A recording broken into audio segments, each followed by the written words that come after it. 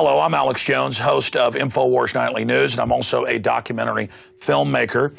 And I've been doing a lot of research concerning preparedness because my listeners have been asking me my opinion on it because it's one of the hottest phenomenons in society right now. And that's for good reason. There is a social conscience or social instinct that all is not well in the state of the United States or the world. We see incredible degeneration in our economy thanks to the globalists. We see crime increasing, our prisons filled. We have 90% of the population living in urban areas and are almost completely unself-sufficient. If we have a Great Depression like they had back in the 1920s and 30s, it is going to be absolutely devastating. And so millions of people a month are buying guns at record levels. They're prepping, they're buying food, they're planting gardens. All of that is great. But an area I don't really hear discussed, or if I do, it's done in a very thin surface way, is location. Now, I've known enough to move outside Austin, Texas, where I broadcast my radio show. But I understand that I still live just a few miles from a major thoroughfare. And if society has any type of collapse or major disruption, every major city in this country will basically look like New Orleans in a very, very short period of time. And so that's why I personally am getting prepared with solar and with well water and rainwater collection and firearms. But I'm also getting prepared politically out there trying to wake up others, so that as these hard times unfortunately get worse, because the globalists have engineered it that way, that more people are awake and understand what's happening. Because the social engineers want us dependent on them. They admit that that's their plan. The question is, who's going to make it to that finish line before this accelerated collapse actually takes place and these larger wars that they want to start? Now, in the next hour, I want to break down with one of the foremost experts out there, Joel Skousen. He's written the book, Strategic Relocation. We'll put that up on screen, North American Guide to Safe Places, 3rd edition. But I wanted to have a visual guide to the book with the author walking us through this. Now, Joel, of course, his famous uncle wrote The Naked Communist, exposing that powerful elites were funding communism. Joel himself is an author, and he is the editor of the acclaimed World Affairs Brief that breaks down things on a daily and weekly basis. He was also a Marine Corps fighter pilot who made carrier landings at night. We were talking about that before we started taping here today. Maybe at the end, he'll talk a bit about that, staring death in the eye, as we all do in one way or another. And as we talk about trying to get prepared and ready for what's already hitting us. You see, people now realize the New World Order, globalism is real. And about 2% of the population is now trying to prep. Most experts I talk to say that if 3 to 4 to 5% start to prep, that's going to drive up prices on everything and is going to put prepping and preparation out of reach of a lot of people. So it's important now to start moving in that direction. And hopefully we can reverse the tide of tyranny, and this won't be needed. But if we don't reverse it, it's obviously going to be needed. So it's insurance that is also a way of life and self-sufficiency that all of our ancestors in every culture did, just out of hand. I mean, whose grandparents out there didn't have storable food and things like that and kept some money in the mattress? And we called them old fogies. Well, that common sense is coming back into style. So with us is Joel Skousen to walk us through his book in a visual format. And this truly is the secrets of survival from one of the foremost experts. He also is one of the foremost experts in safe homes and consults all over the country and the world. Joel, great to have you here with us. Good to be with you, Alex. You've got the floor. Break down what you're going to go over here today. I got this background on strategic relocation. My original expertise was in high security architecture. I was one of the pioneers in the field, wrote the book, The Secure Home. It's been in print now for 30 years. And it's the Bible of that genre of building. But as I did so and designed and worked with people to help them build homes all over the country and even in some in Central America, I unknowingly became a judge of what was a safe location and what wasn't a safe location. And so about 2 years before Y2K hit, I wrote the book Strategic Relocation, the 1st edition. It's been a long gestation since there. The book has been selling steadily since 1998. But since this new third edition came out, it has all new color maps of every state in the Union, provinces of Canada, all of the regional threats, charts galore. It's the analysis in this book, as well as the graphics, that leads people through a complete understanding of every state, helps them walk through the decision process. Because frankly, this is not easy. It's not easy because very few people can go and leave their jobs and go out into rural areas where there's safety. In other words, security financially is the antithesis of security in terms of location, because the safest locations are where there's very few people, very rural, and that's the opposite of what you need to have jobs. But what happened in Y2K, I was one of the advisors to Gary North when he was really pushing Y2K, and the world owes a great debt of gratitude to Gary for warning about Y2K. In fact, the establishment laughs at him now, but they took his warning, they fixed most of the problems, and didn't give him credit for the fact that he goaded them into it.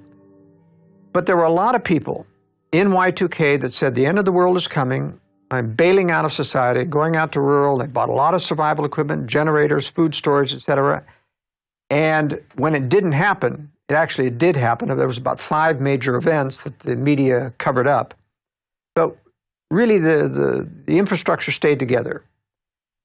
And about a year later, I started to get calls from people saying, Joel, I hear you do consulting and strategic relocation. I'm out here in Podunksville, and I've run out of money. Self-sufficiency turned out to be a lot more expensive than I thought. What do I do? And I said, I hate to say this, but you got to go back into society. You got to reestablish your financial lifeline, and then you got to do this all over again properly, carefully, using contingency planning rather than just bailing out. Now, there are some people who can live anywhere, who can live off of a computer, and who can go anywhere they want, live in a rural community. But even them, and I was one of those that did that myself, I took an airplane and I flew all around the country, and I picked out the most idyllic spot in Oregon, the Hood River Valley, moved my whole family there, and then it came time, we had homeschooled them all, it came time to college, and I realized there's no way to give these guys a college education in Ruralsville. And I actually had to move the family back to another safe location that was near a metropolitan area so that I could provide education. So you see, even for a survival expert like myself, it isn't a clear-cut, easy choice. You have compromises that every location has. But the first process I like to take people through, which I'd like to do in this interview, is how to engage in strategic thinking. Most people, and I can't blame them, we're victims of the world that we live in, but we live in a world of illusions. Now, those illusions of prosperity have somewhat broken since 2008. But in fact, people still think that things are pretty good. Restaurants are full, the movie houses are full, people are still spending money. We have kind of a segmented selective recession, selective depression. There are people who are out of work, who are really hurting, who can't raise their money or their income to match inflation, and there's those people that are on the receiving end of inflation, 2 or 3 steps down from the government putting money out. But they live under the illusion of prosperity, that these things are coming back. Every night on the nightly news, as you know, the business people are always hyping recovery is just around the corner. They've been doing that for 2 years now. Still not here.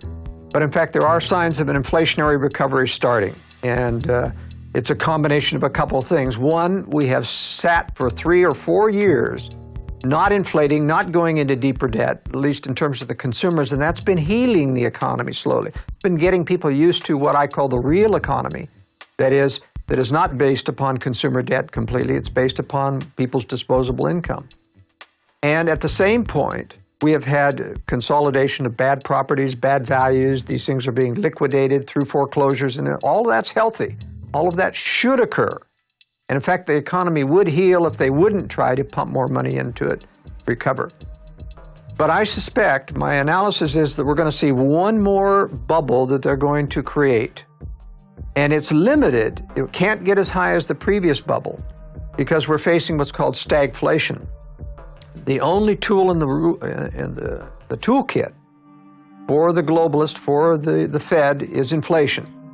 But they're limited because if they go much over 10% inflation, they start to strangle the people who can't adjust their income. And as that economy and the deflationary effects take over, it balances out the inflation and keeps inflation from getting to hyperinflation. To get to hyperinflation, and that's one of the biggest misnomers in our society, is that there's going to be hyperinflation. You really have to have two things. You have to have a fairly modest supply of money that you can double and triple fairly rapidly. We're well beyond that. Got a base in dollars worldwide of anywhere between $200 and $300 trillion. It's not very easy, even for the Fed at $10 trillion a year, to double or triple the money supply. Second thing is you've got to have an automatic injection mechanism where government increases everybody's income so that they accommodate inflation. That's what happened in Germany. They started taking over the payment of wages when France was... Instead, we've got a depression in the economy, and then they've done some inflating, but mainly just to pay off some of the big banking debts. Most of the inflation has gone into what I call the speculative economy. It is funneled through the investment banks that goes into their people, and that money isn't going into the real economy, maybe 20%, but most of it's churning in the stock market, churning in the Forex, foreign exchange market, and that's why it isn't getting here, and that's why the stock market keeps ballooning up. It's a separate economy that they've built, what I call the speculative economy. So what I'm saying is that we hear a lot in the prepper community. There's this show called Doomsday Preppers, and of course it's hyping ridiculousness and poking fun, but there are some legitimate people in here who have done a tremendous job at preparing. But I have to chuckle a little bit when I've seen some of the shows because of the reasons they give. Almost 90% of those on Doomsday Preppers think there's an absolute total economic collapse coming within 9 months.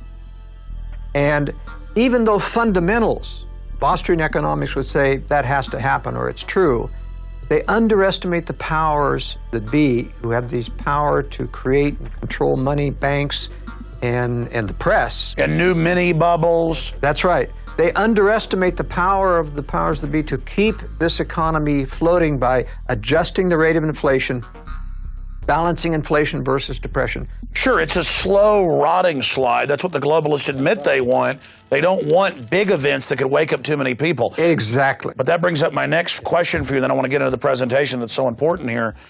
Why do you think then so many more people are getting ready?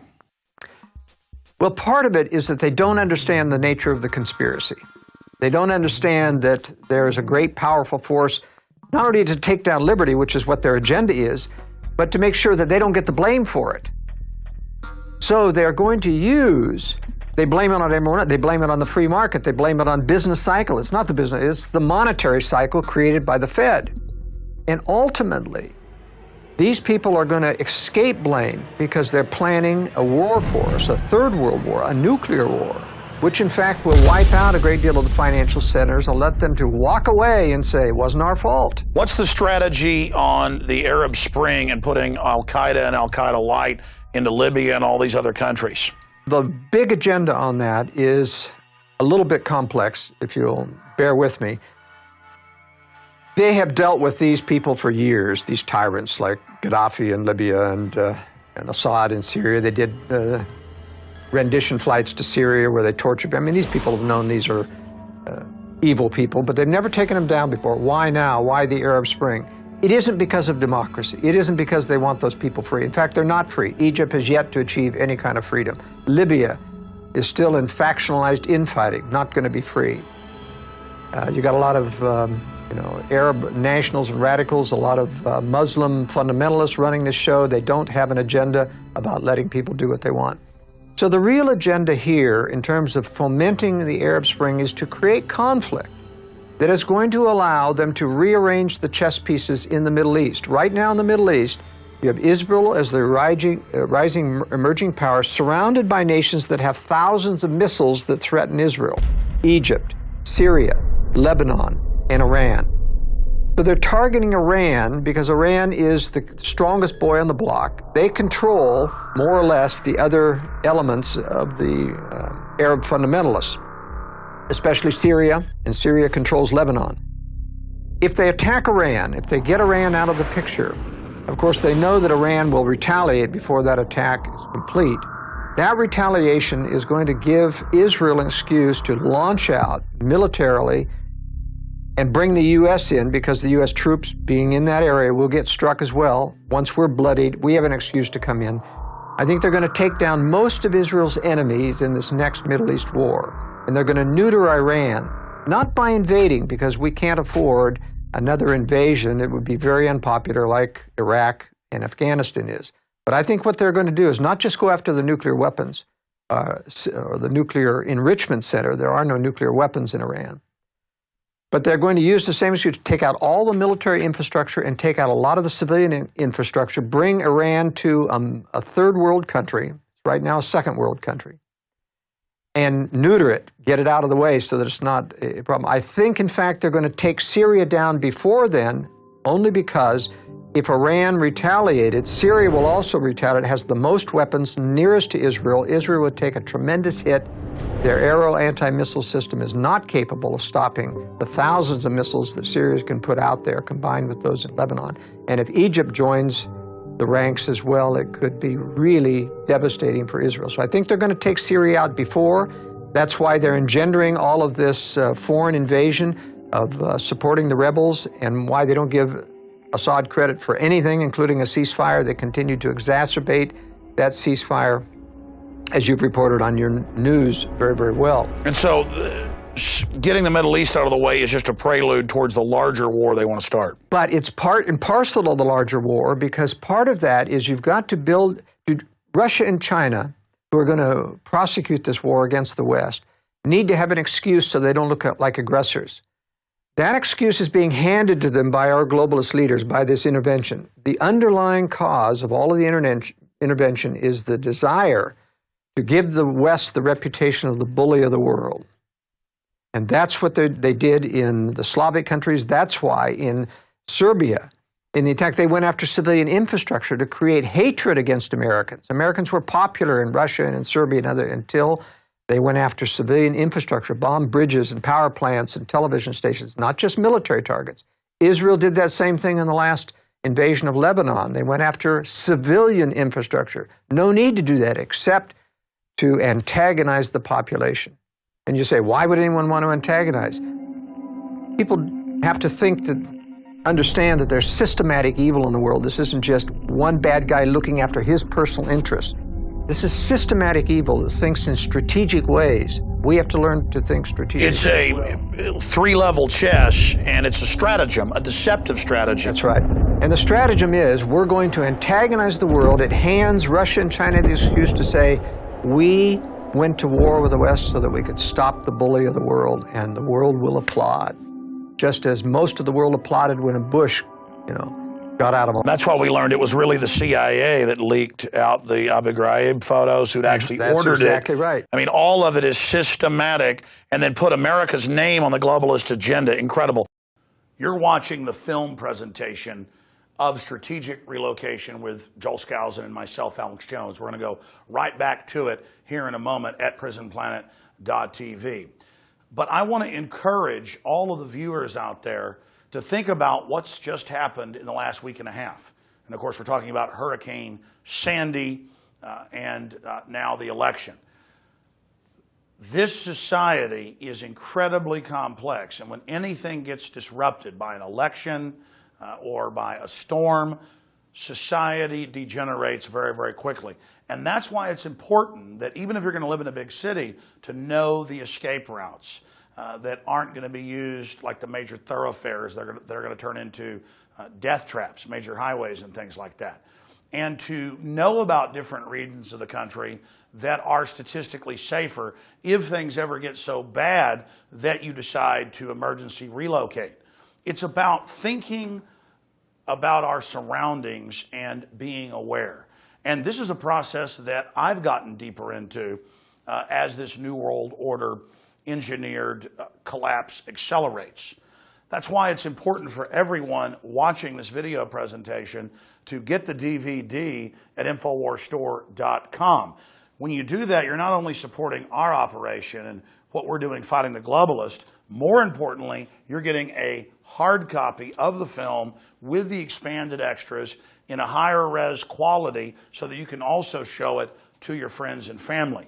There's also, of course, the internet kill switch they're designing more and more systems to delete videos off the web, so it's important to have a hard copy as well.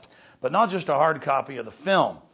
The book Strategic Relocation, 3rd edition, that is brand spanking new, has hundreds of color maps and details those escape routes, goes over a list of countries and politically how safe they are or how dangerous they are, and the different attributes and problems associated with it. It gets into so many different angles that we also cover in the film that's coming up here. But again, it is so important for those of us that are aware of what's happening in this world to get even more prepared, and then to teach others how to be prepared. Because the globalists do not want you being prepared. They want you dependent so they can control you. This is what Stalin did with the kulaks in areas of Eastern Europe when they took over, cutting off the infrastructure and making them starve to death in Ukraine and other areas. This is what Mao did with the Cultural Revolution and the Great Leap Forward from 1949 and on. This is what Hitler did to occupied areas. This is about consolidation, because the name of the game is control. So we have the film Strategic Relocation. We have the book Strategic Relocation that everybody should keep in their car for just the road maps alone. And there is Joel Skousen's book, The Secure Home. We have all of these publications discounted with free citizen rule books with every order at InfowarsStore.com. This is a win-win-win-win. You support our operations to get the news and the truth out when you buy books and videos and t-shirts and things from us at InfowarsStore.com. You get hard copies of this key information to educate and inform yourself to a higher level, to then force multiply that to your friends, your family, your neighbors, your community. And I'll assure you, even if you're a Special Forces veteran, you will learn something from these books. Even if you are a woodsman or a huntsman, you will learn something from this information. Because Joel Skousen, I've researched the work he's done, and quite frankly, it's amazing that he's built houses in all 50 states, that he's consulted all over the world, that he's lived in many of the countries that he breaks down in this film and in these books. We're going to go back to the documentary right now, but again, please think about going over to InfowarsStore.com or InfowarsShop.com and securing copies of the books and the film so that you have hard copies in your library and support our operations. We take you back now to Strategic Relocation. Well, Joel, I interrupted you and segued off in the Middle East, but get back into the point that you were trying to make previously. Well, all of these strategic antagonisms around the world is meant to set the United States, set the West up, and that's why NATO's involved in this, so that Western Europe is as guilty in the eyes of the world as the West, as the antagonists, the bullies of the world. Ron Paul is absolutely right. They hate us not because of our freedoms. They hate us because we're in those countries, occupying those countries, and worse, our CIA is undermining leaders, changing leadership, getting dirt on leaders so that they can manipulate world leaders to follow the globalist agenda. And all of this is going to eventually end up very bad for the United States. We're going to have a nuclear preemptive strike against this country. The leaders want it. They're preparing for it. They're covering for it. They aren't telling the American people that Russia is building a tremendous nuclear arsenal, even as we continue to disarm, even as they do not disarm, even while we disarm, and we don't tell the American people that we know that they're not disarming. I mean, this is a tremendous charade, an evil charade. Our Western counterparts even took part in promulgating the phony fall of the Soviet Union. They knew that this was a fraud. They knew that the communists were simply going underground, that these were puppets like Yeltsin and Putin who still worked for the communist hierarchy. They knew, as anyone who in Moscow knows, you still hear the words, the party tells you to do this, the party says this. And they never even took the red stars off the tanks. They marched on May Day, recently, and break down for people then before we get into preparedness, because this is important just briefly, the different factions you see, because I look at your theory and your idea that they're planning to let the United States be attacked and then basically rise up this new, global order to, counter it. And it's not about freedom. It's all about this hegemonic control. But I see the underground bases. I see the giving away of the Panama Canal. I see the destroying of infrastructure while building an underground infrastructure, and not just physically underground, but a shadow government system. There's instant, evidence everywhere that the elite is, building up towards the type of thing you're talking about. There is evidence. For example, when I was designing and helping to build and oversee high-security homes around the nation, I would find contractors who would say that he's former CIA, he's former Treasury, and they're all building bunkers under the house. So they know that something big is coming. They're not building those bunkers, and the U.S. isn't building huge underground bases and bunkers because of some terrorist threat. They know that a massive nuclear attack is coming. They want that attack to come. But there are secret weapon systems. In fact, it's kept Russia and China for years from attacking the United States. They're afraid of what they don't know about. That's why their espionage is at full fever pitch in the United States, because they're trying to find out what they're really going to face if they attack the United States. And the United States is bending over backwards to appear weak, to give concessions. And you you hear some of these eavesdropping conversations about the Russians. Can't understand those Americans. They seem so stupid. They seem like, we're so easy to infiltrate. They don't realize, though, that our own government is laughing themselves, saying, they think that because they're only infiltrating one level. They're infiltrating really the stage-managed circus. And we don't capture and we don't arrest their spies because we want to make them feel comfortable that we're vulnerable, that we're easy to infiltrate. But in fact, there are sections that can't be easily infiltrated, and those are not being prepared to save America. They're being prepared only to bring out those secret weapons to prosecute World War III after we've been attacked, after we've been devastated. Because it's very simple. If the American military is intact, the Americans are going to rise up and say, go get those guys, let's prosecute this war and use our own troops to do it. But if our troops are decimated, then we come out and we say, what can we do? And our globalist leaders say, oh yes, we're no longer a military power. Our only salvation is join together with all the remaining nations, form a new United Nations, probably called the League of Democracies or something. And we'll make this militarized, and as a world organization, we'll go after Russia and China. Well, Henry Kissinger has said things like that. He said, faced with a big enough crisis, America will accept UN troops in Los Angeles. Yeah.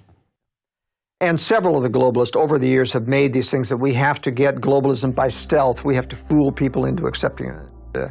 This is going to be the mother of all terrorist attacks. It's going to make 9/11, a government operation from beginning to end, look like a picnic. And they engineered, on record in hindsight, World War I to get League of Nations. That's right. World War II, engineered, financed, enemies built up to try to get it. And then they're going to use World War III. I mean, that's their plan. That's their program. That's what they do.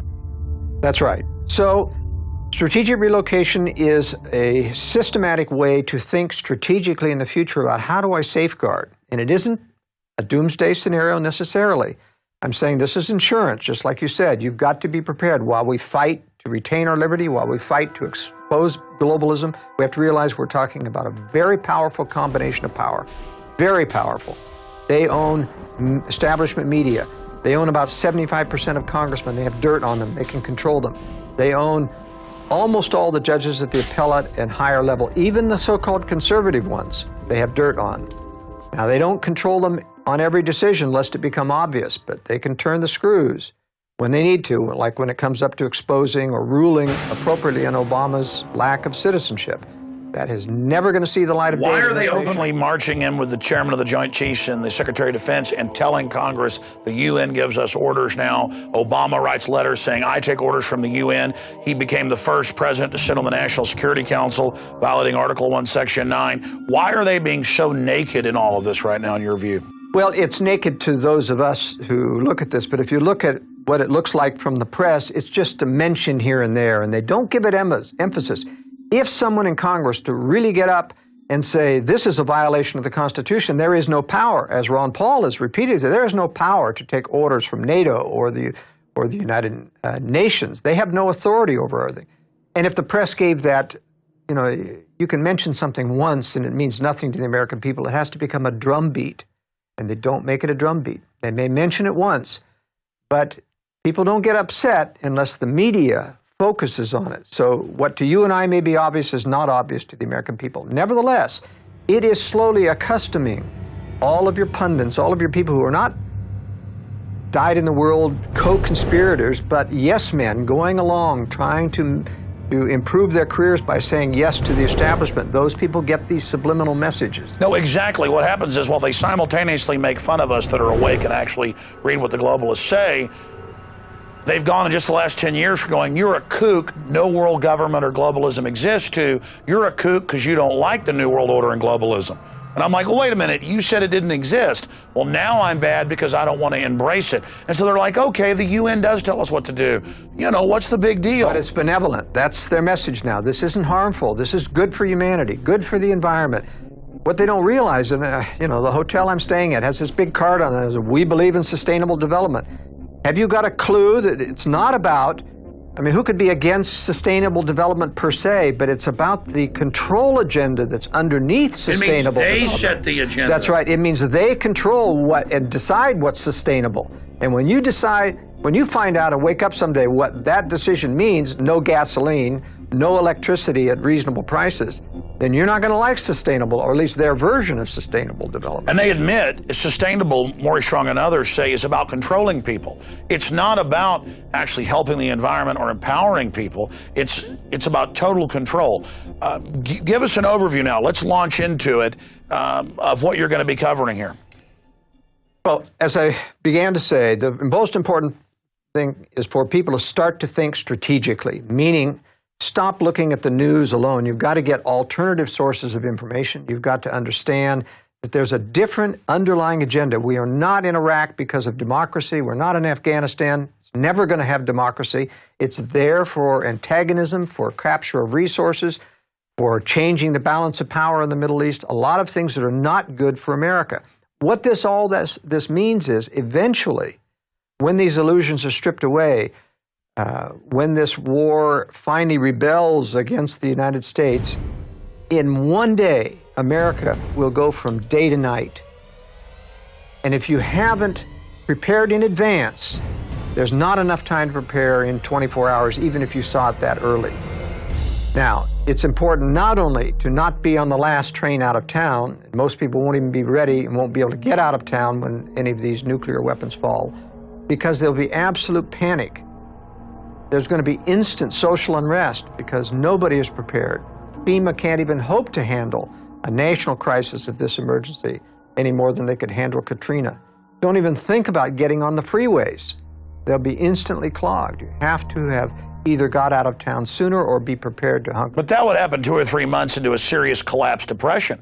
I mean, if you go back as I introed, and I know you're going to talk about threats later, but if 90% of people were on the farm in the Great Depression and most of them self-sufficient, and now right at 90% are in the cities, and half of the 10% that are on a farm are self-sufficient, 5% self-sufficient versus 90% or close to it.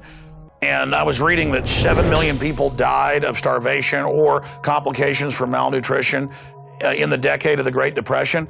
I mean, my God, if there was a true collapse depression, wouldn't need a nuclear attack on the U.S.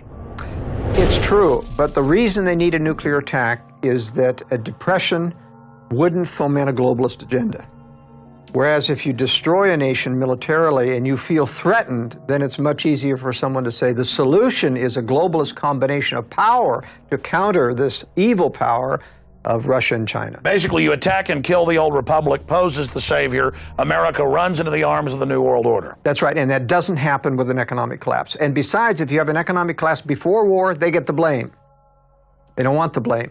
And you're thinking strategically how the globalists operate. What you've said does fit in to the stratagem that I see them carrying out. But talking about it, if 50 million people saw this video, that might stop them. It might.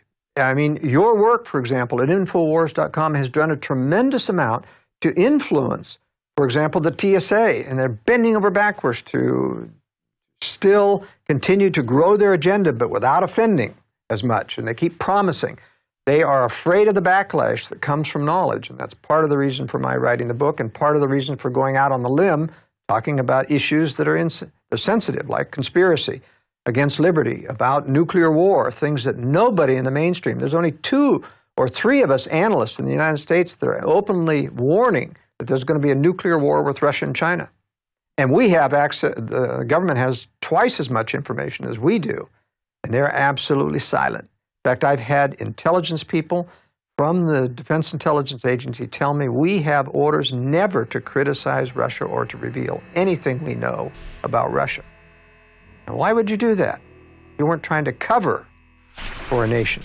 If they're supposedly down and out and our friends and our allies, why would you need to cover? Meanwhile, Putin's constantly bragging about the new hypersonic Tupolev that can dodge everything and rolling out new jets. And the Chinese president said prepare for war with the U.S. just 3 months ago. Yes, the Chinese are a real problem, and they're going to be a problem for Russia someday. It is my theory that, in fact, during this war, even though China will start as an ally with Russia so that it has an excuse to capture the entire Pacific Basin from Japan all the way down to Australia, and that's why Australia and New Zealand are not good retreat places, because they will be occupied by China in the next war. Nevertheless, they'll not necessarily treat everyone harshly because they know that they're going to switch sides during the war, attack Russia's rear, play like they're allies of the West in order to get more aid and trade, and then after the war's over, they'll become the new Cold War enemy. That's my theory. And so I think we're talking about three predator centers of power: Anglo-American establishment, Russia, and China. And they're not controlled by one another. They're independent predator centers. They're all each trying to develop their version of a new world order controlled by them. But they will make temporary alliances and induce one or the other to attack. That's what we're seeing. Well, exactly. They take whatever the most abusive form of social engineering is from the others and cobble them together. And the Chinese communists are always saying, it'll be our new world order. And the Russians go, no, ours. And then the Anglo-American European system, it'll be ours. And it's just a rush towards evil. Now, going back to strategic relocation, the major threat that we're going to face, and this is I take a great deal of time in the book talking about threats, because part of thinking strategically is understanding what the realistic threats are. And I'm not just talking about tornadoes and earthquakes or tidal waves. I'm talking about the longer-term threats that come mostly from what you correctly surmised is the movement of people into population centers, the urbanization of America, which, of course, the environmentalists want everybody urban. But it's totally short-sighted, because if everybody's urban, no one can be self-sufficient if you're urban. You can't grow enough food. You can't get your own water. But it's short-sighted if they really meant well. They admit in Agenda 21 that the plan is to have us in controlled areas, and that's why they're attacking the Amish and everybody. They don't want real sustainability. Yeah, I think that's right. They actually want people dependent on government. It makes them very much under their fist, and that's where we're all headed by being lured into high-rise, urban, eco-friendly, pollution-free cities. Well, it's not going to work out that way. The greatest pollution of all will be a stinking city that's cut off from food and water and starts to rot, and rot very rapidly. Now, you don't want to be part of a major metropolitan area when that happens. And so this is the crux of what I teach people in strategic relocation. How, because people mostly have to stay within population centers to earn a living, but how to prepare contingency planning so that you can get out into retreat areas and have the information, the forewarning signs to know how to do that. And that's really the only way to survive. Most people cannot get rural right now. They can't make a living. It's just impossible. So this is a solution for everyone. But let's talk about this major threat. The number one that I concentrate on is not terrorism. It's not natural disaster. It's not even government or war. The major threat is population density, because every crisis that threatens, even a local crisis, can turn exponential because of close proximity to other people who cannot help themselves. Even good people panic in a crisis. You don't have to be evil. It doesn't have to be just a Watts. When you have no food after 3 days, all of the store shelves are empty. If there's no water, it's exacerbated. If there's no electricity, there's going to be no gasoline. People are limited. You won't even be able to walk out of town because of the danger of threat from people interacting with other people. So population density is the major threat. And if you have that slide, I'd like to talk about this density. It's very interesting that you see this satellite map. This is derived from nighttime lights and then converted to black and white. But if you can see the detail here, this entire half of the United States has 3 to 4 times the population density of this area here. It's dramatic when you see all of the shading.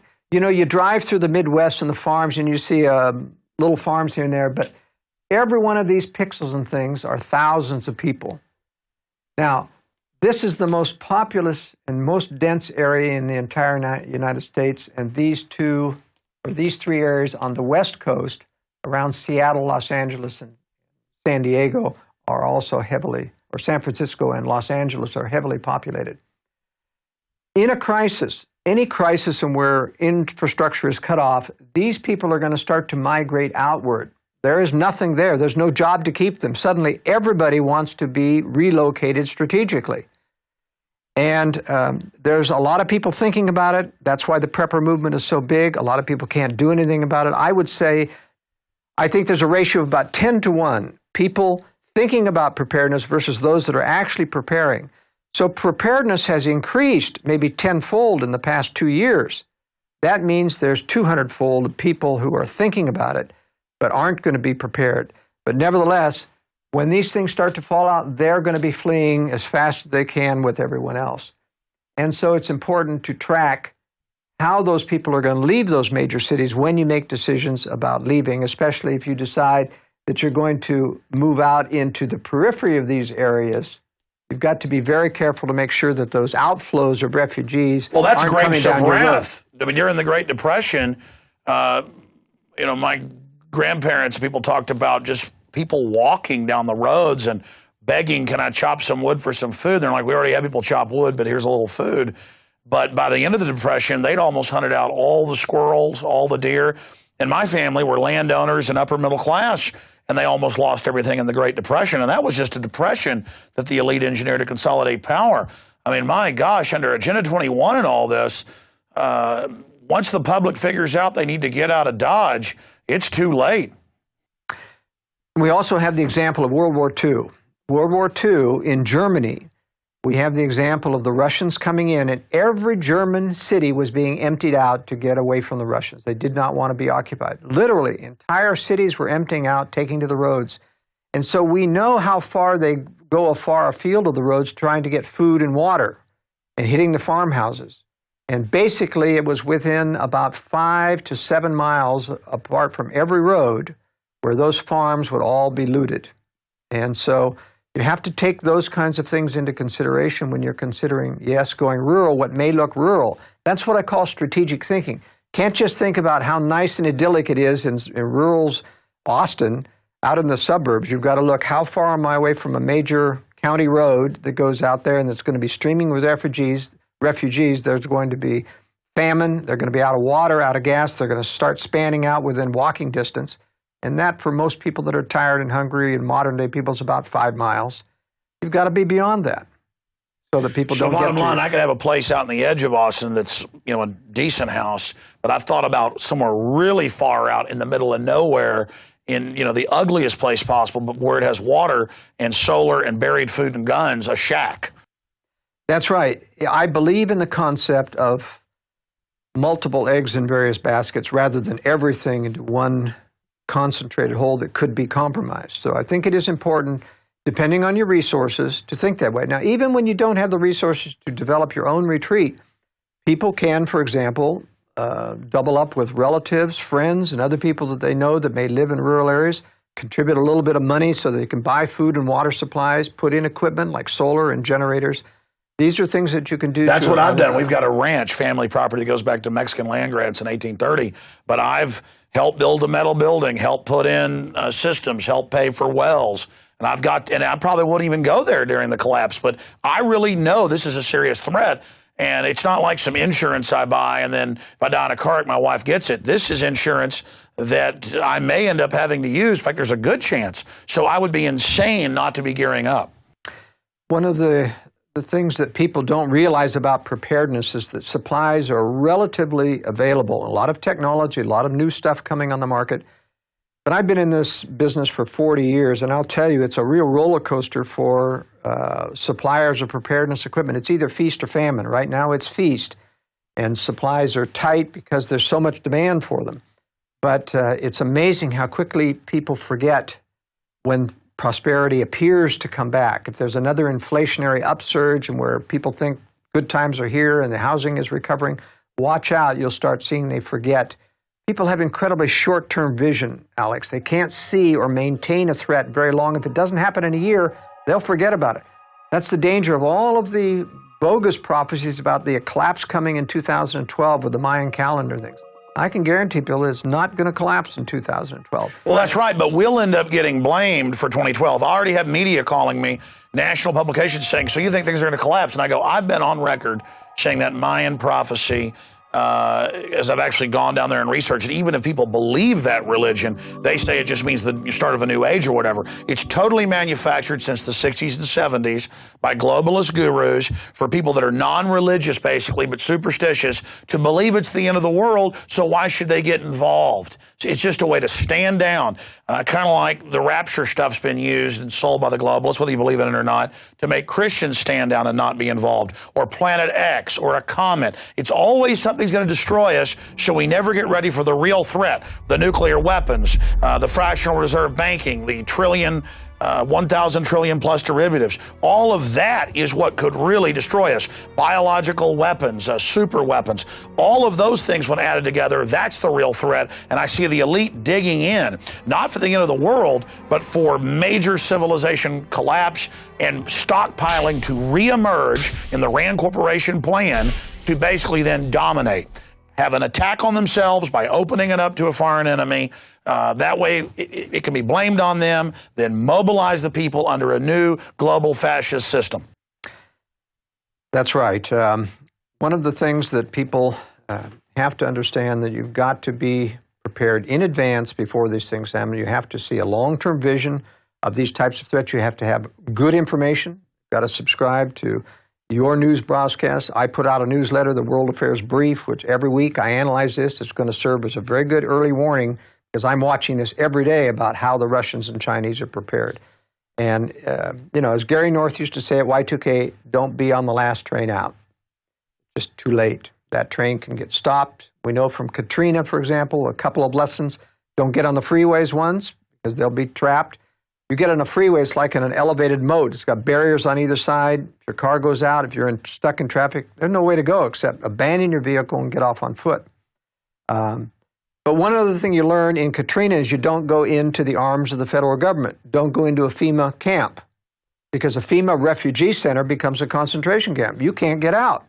They didn't let people out of the Superdome, even when it became horrible conditions. And people said, I'm better off on the outside. Could not get out. They wouldn't let them walk out on the highways. That's right.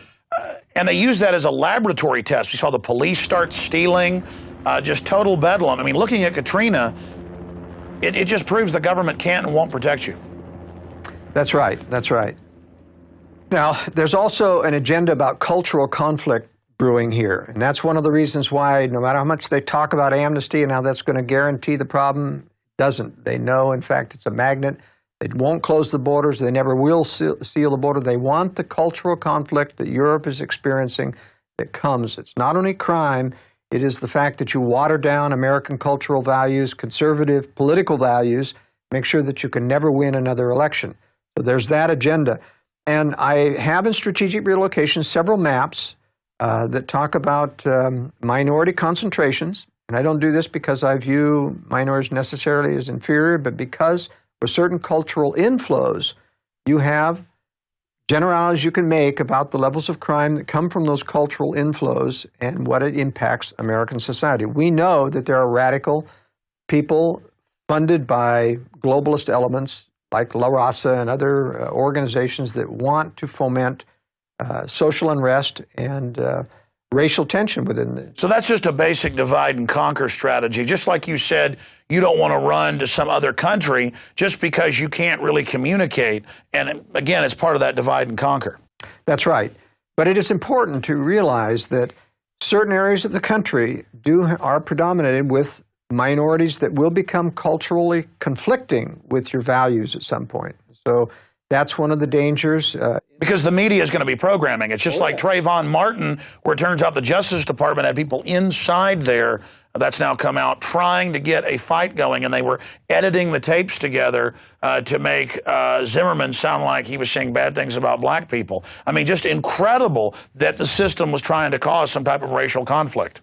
That's right, and there is that's going to happen. For example, the KKK is almost completely now staffed with agent provocateurs. They have northern accents. They're not Southerners at all anymore. If you see any of these television personalities representing the KKK, it's very clear this is not a Southerner. And you have these racial activists within the Latino community, too, that get these people out on the streets. This is not going to bode well for America, even though the person who's fluent in Spanish, I have many, many Latin American friends. I've lived in South America. I feel very comfortable with these people. I recognize, and the good Latinos recognize the coyotes, the people who are the predators, the drug dealers, the people who are giving them a bad name. And they're here in the United States and they're protected. One of my subscribers to my World Affairs Brief told me of an incident in Libby, Montana, whereby he got a Homeland Security brought in, I guess it was the police that captured a Latino drug dealer on the Indian reservation pushing. And he needed rehab and other things, and so he finally sent him on and back with a prescription to get into rehab, et cetera. He called up later one of his friends in Homeland Security about what happened to this guy, and he said, we released him. Now, he was on criminal drug charges, pushing and other things, had medical problems. They released him, and he questioned them why, and he said, we have orders to release them. So they're putting him back into society. Well, sure, that's like releasing the violent offenders, keeping nonviolent in to basically work for 25 cents an hour, displacing jobs outside. I mean, look at the big banks. Wachovia and Wells Fargo got caught laundering $378 billion in drug money over 2 years, and they got $100 and something million fine for that. So, I mean, there it is. It's just total. How does the drug trade tie into the whole globalist system? Well, there are many aspects of the drug trade, and the reason why the United States government or the dark side of the government is involved in the drug trade. One of those is to corrupt American morals. I think there's a Gramsci theory that explains why you're going to conquer a nation. If you're going to diminish the morality of a nation, you want to corrupt it through drugs. It's also a way that the dark side of government used to finance their black operations. CIA used to bring a lot of drugs in through Vietnam, whether it's body bags they were harvesting out of the Iron Triangle. In fact, former Assistant Deputy Secretary of State Richard Armitage used to run that for the CIA, that whole drug operation. And so this went to the very, very highest levels. We're now in Afghanistan harvesting a lot of the poppy crops, import, a lot of that's going to Europe. Plays into the global thing in three ways. One, corrupting American people. Two, financing black operations. And three, payoffs. They're able to control a great deal of the underworld. In Afghanistan, most of the payoffs come from drug money to all of the, when they buy off the Taliban, when they buy off the Iraqi opposition, for example, to make the war look like a success, they're using in-house drug money to do that that's harvested out of Afghanistan. Now, don't they mainly use Wall Street fronts where they just pump money and insider knowledge into companies to then use profit from the companies to fund black ops? They do that too. They do that too. But then again, a lot of it now is just printed money. You know, they've got to the point now where the money supply is so big they can print a few $1 trillion here and there.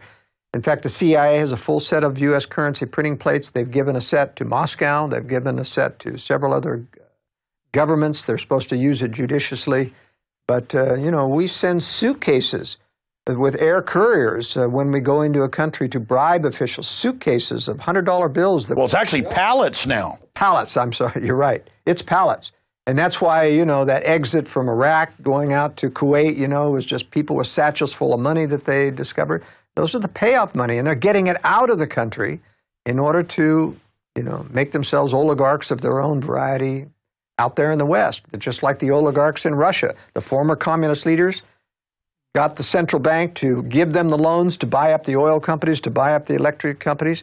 The oligarchs became wealthy, moved offshore, and they still are the communists, and they're still running Putin and others. Putin met with Boris Berezovsky 5 times in his Spanish villa the year he ascended to the presidency. and then pretends that he's the enemy of Boris Berezovsky and that Berezovsky's trying to overthrow Putin. I mean, this is just political theater. And then it turns out that the Rothschilds sued the Daily Mail, saying we're not puppet masters secretly running those oligarchs who then run the sub-puppets. So it's puppet masters on top of puppet masters on top of puppet masters. And they lost the suit.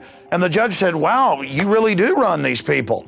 I mean, that just happened a few months ago, where it turns out that the oligarchs are still in control of Russia and the Rothschilds are sitting above them. But, as I will assert, the Rothschilds don't control them. They feed money to them, they try to assist them, they try to cover for them, but they are co-predators maneuvering like this and playing like they're helping.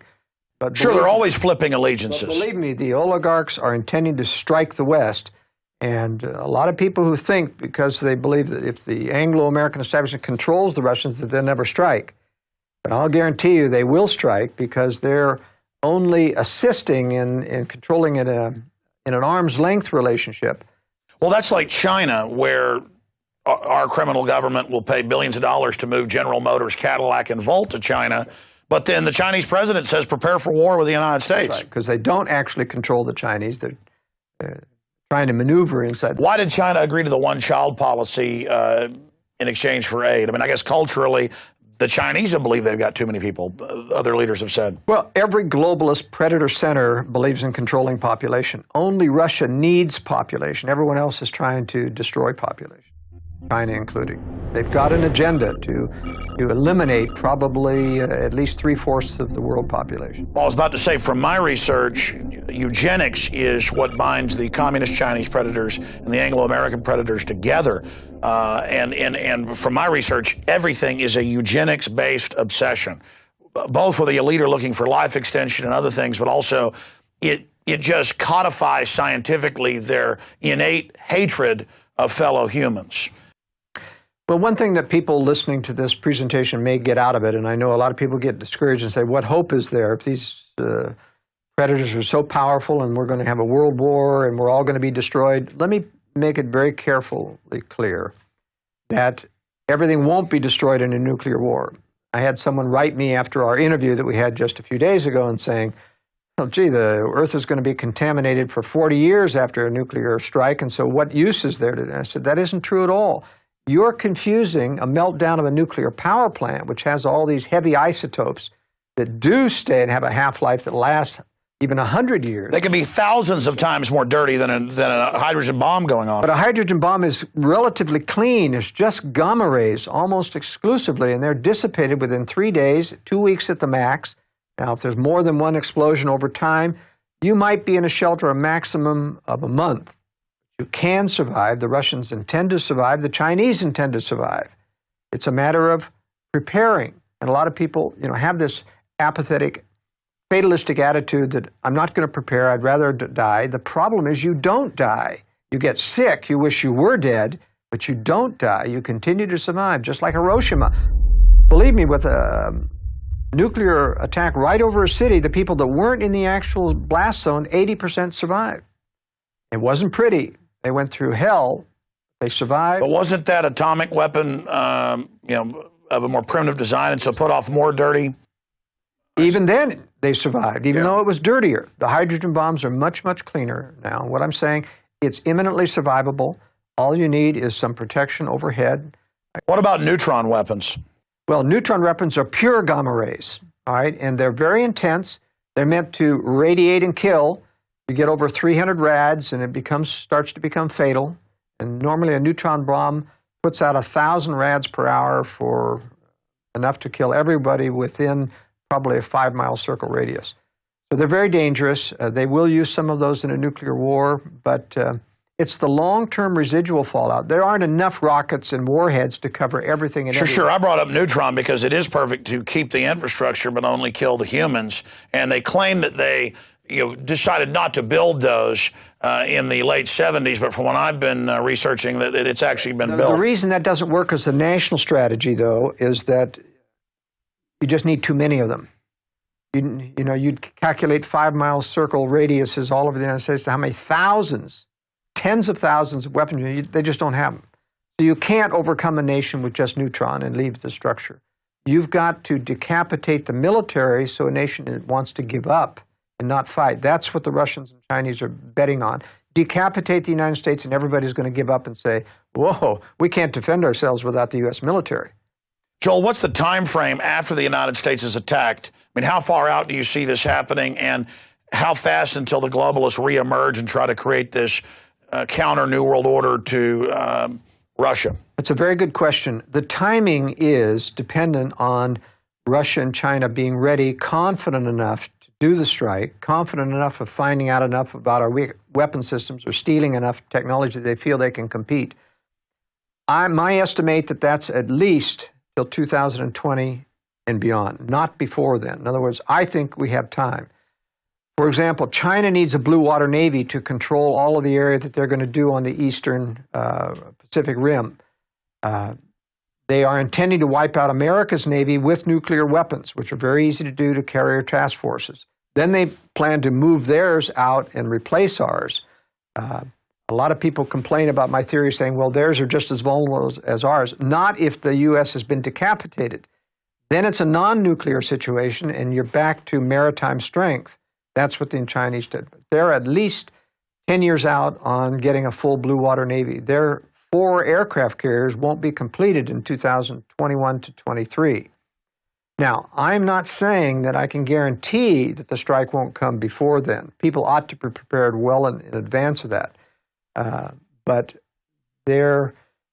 Russia and China, Russia is going to be ready much sooner than, but they are really up on nuclear missiles. They, have hundreds more nuclear missiles of the newest Topol M variety that they have deployed in underground bases like Yamato Mountain, which is a complete underground factory system. Well, that's my next point, and then I want to get deeper into your overall analysis and actual regions and show some examples of some of the death traps that are out there like New Jersey, New York, Southern California. The main reason that I think your research has a lot of credibility is because it's one of the only theories that fits into what I see. The Chinese, it's in the news, are going crazy building underground bases. Never in the Cold War do they do this at this speed. The Russians, giant bases underground everywhere. It even comes out in the press that they're just dumping massive amounts of money into this. The Swiss, who've got 2-year supplies for their whole population, are expanding programs.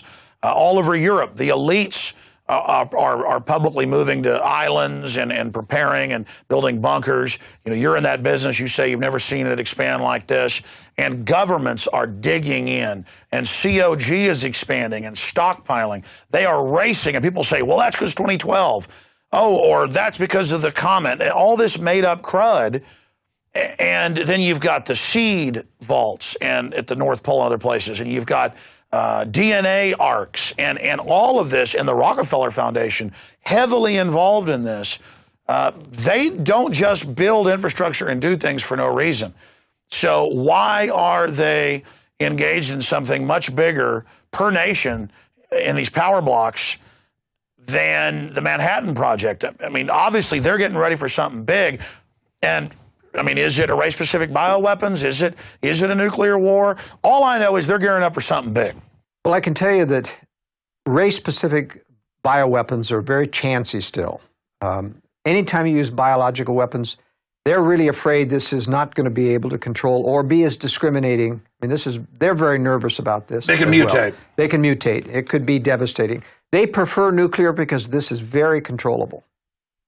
They know exactly what nuclear fallout will go, what it's doing, and how to protect against. It's relatively easy to protect against. That's what they're doing. Now, as to them preparing at a feverish pace and having been doing so soon, it's because their timetable as to when this war was supposed to be about now.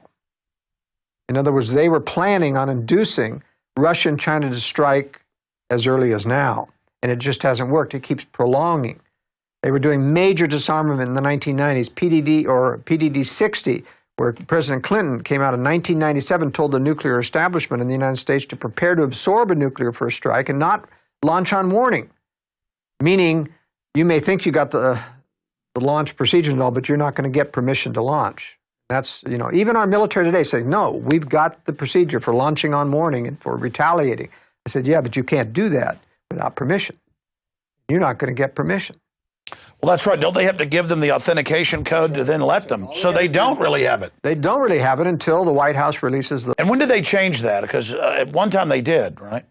That's right. And they changed that, so they've withdrawn all... Wasn't that under Clinton? Yes, it was. That was a big furor when he took the launch codes off the subs. That's right. They had movies about how the sub commanders are bad in Hollywood just to even sell that. What we're going to do in preparing for that war is important. It is survivable. People need to prepare, but they have to get outside blast zones. Again, you're watching Strategic Relocation, the film presentation based on the book Strategic Relocation by Joel Skousen. We're going to go back to this presentation here in just a moment. I just wanted to encourage prisonplanet.tv viewers, subscribers, who've made so much of this possible, to be sure and also download a copy of this presentation and give that to your friends and family, or even better, get the high-quality DVD with the expanded extras that we're not able to show you here tonight. I don't like how I said that. Or get the DVD, which has the expanded extras that deal with securing your home and that dovetails with the book, The Secure Home, written by Joel Skousen.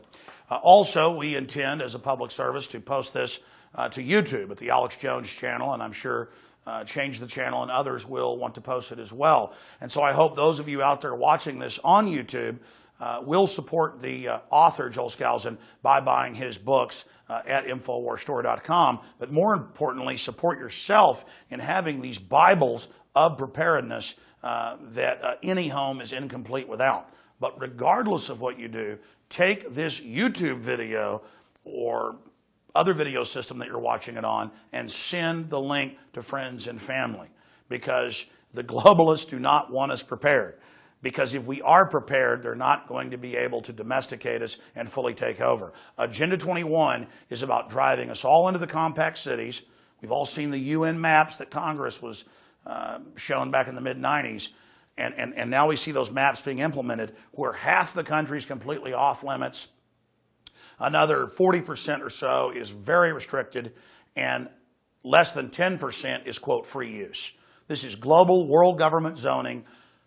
They just had the Hurricane Sandy.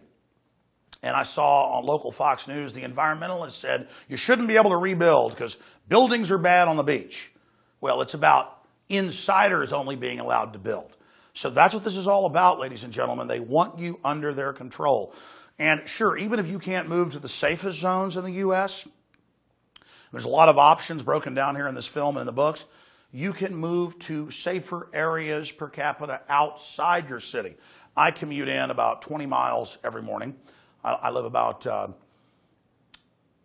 18 miles outside Austin, and then a couple miles into Austin is my office in South Austin. And that's not the perfect place, but Joel Skousen, in his book says the Hill Country is one of the safer areas, or the safest area per capita in Texas. But still, it's not perfect. But before I'd even read his book, I'd done my own research and decided that that was the safest area. And that's where a lot of the elite were moving as well. And sure enough, in my own research, dovetailed with his. But here's what's amazing. He knows areas all over the country because, again, he's built homes all over the country. Joel, you also in your book get into ethnicity maps. And let's face it, the globalists look at those and use the media to play groups off against each other. Take Trayvon Martin just recently. They edited audio together, the 911 call, NBC did, to make it sound like he was racist against black people. They sent Justice Department people in to the new Black Panther Party, it turned out, to call for race war. So during an emergency or in a collapse, they're definitely going to try to play people off against each other. And you break down maps of this in your book. Tell us about it. I do cover the cultural conflict issue as well as racial and ethnicity. And I show maps that show where high-density minority populations are. And I do this not because I'm racist, because I have many friends in both camps, but because those camps themselves realize that they're being manipulated by the media, by globalists. It's a very popular thing to play on race. it's not so much that they will use it, in my opinion, during a crisis as much as they will use it to foment crises. And they have for many, many years used the illegal alien. Whenever you get a strong movement in conservatives against giving amnesty, they hit the streets. Somebody's pushing those people out on the streets. ICE goes and does a raid and then they show all these kinds of pictures about the poor family members that are getting deported and little children are being left behind. This is meant, of course, to change law, to diminish one's ability to close the borders and have but ultimately, I think it's wise to stay away from large, interculturally mixed communities, which can be used in a crisis to turn against you or to play one race against another. Well, that's like the gangs of New York. It was all white people, if you go back 150, 200 years ago in New York, but the big city crime syndicate was always playing different groups, Irish off against English, Polish people off against Germans. I mean, that's what the British great game is divide and conquer. I mean, it's just that simple. And I notice on your map, though, population density is also where you have those big conflagrations of different racial groups. So it's pretty simple reading your book, and I can tell there's deep research because I've done research on specific areas, and wow, this is accurate. I mean, just amazing. But as you've told me off air, it's decades of research you're already doing, just basically concentrated down into one book. Yes, and it's important that people get ready to exit the high-density areas. That's where all the crime is. That's where all the regulation is. That's where all of the high-density urban planning is. That's where the racial tension is. People just have to plan on getting out of high-density areas. Now, for the people that can't, of course, there's the strategy of living near the periphery of those things so that you're at the least density ring. You can commute into it, get out of it. We'll talk a little bit more about that, about strategy. Let's talk now about picking a safe country before we get to the analysis of North America. I get a lot of calls, Alex, about people wanting to leave the country. The basic philosophy, their line of reasoning is, this is where the globalist leaders are, this is where the bad guys are, they intend to do many bad things to us, they're getting ready to lock people up, they're building concentration camps, I got to get out of the country. And so let's talk about a little about international retreating and what are the various options and opinions and problems. One of the problems is that all of the international websites about retreating to foreign countries are run by expatriates. Expatriates are people with money who have left the country, living the high life in Costa Rica or Australia and New Zealand. And it's a very deceptive point of view because things aren't going to be like that in a crisis. You have to look strategically, think strategically about what's going to happen to these nations when a real crisis, and are they going to be reacting the same to Americans in their presence as now? So let's look at this map and talk about some of the regions of the world. This is a world population density map, and you notice how high the population density is here in the Far East, in the Southern Belt, in India, China, Indonesia, all of these countries. Extreme high population densities. This is not where you want to be. It's a very bad place. Europe is also a crown jewel of beauty in the nation, but it's extremely high density. I had a call from Czechoslovakia asking for advice about how do I implement strategic relocation, or have you done advice about Europe? And I said, no, it's really a lost cause. Too high density of population to survive there well in a crisis. You can also see in the Americas how you have the high population density in the east. Mexico is very, very high density. So is Costa Rica, Nicaragua, Panama. This is the band here from Venezuela to Colombia, Peru, and Ecuador. The bright spot in these nations is Chile and Uruguay. Now, Uruguay looks like it has a higher population density, but in fact, most of that is averaged out. It's only along the coast. Very low population density here. These two countries are fairly free market and amenable to people. These nations, Costa Rica especially, has a great deal of affinity towards American expatriates there, but prices are rising because there are so many Americans there. What people don't realize is that in Latin America, almost all of the educated intelligentsia, bureaucrats in government are Marxists. and they hate Americans, especially after George Bush. So it's very difficult to count on these areas accepting Americans, not taking advantage of Americans. Argentina, Mexico, and a couple of other countries, Brazil and others, have confiscated American bank accounts historically in the past. Now let's take a look at the map of economic freedom in the world. It's very telling about power economically and governmental vis-a-vis liberty. This is a very, very telling map because even though population density showed that these are not heavily populated, and they're not very livable like in the jungles of Brazil, look at the economic freedom. These are terrible countries. Actually, China is only temporarily allowing some economic freedom, but it should be darker than this. I didn't create all of this or make the ratings.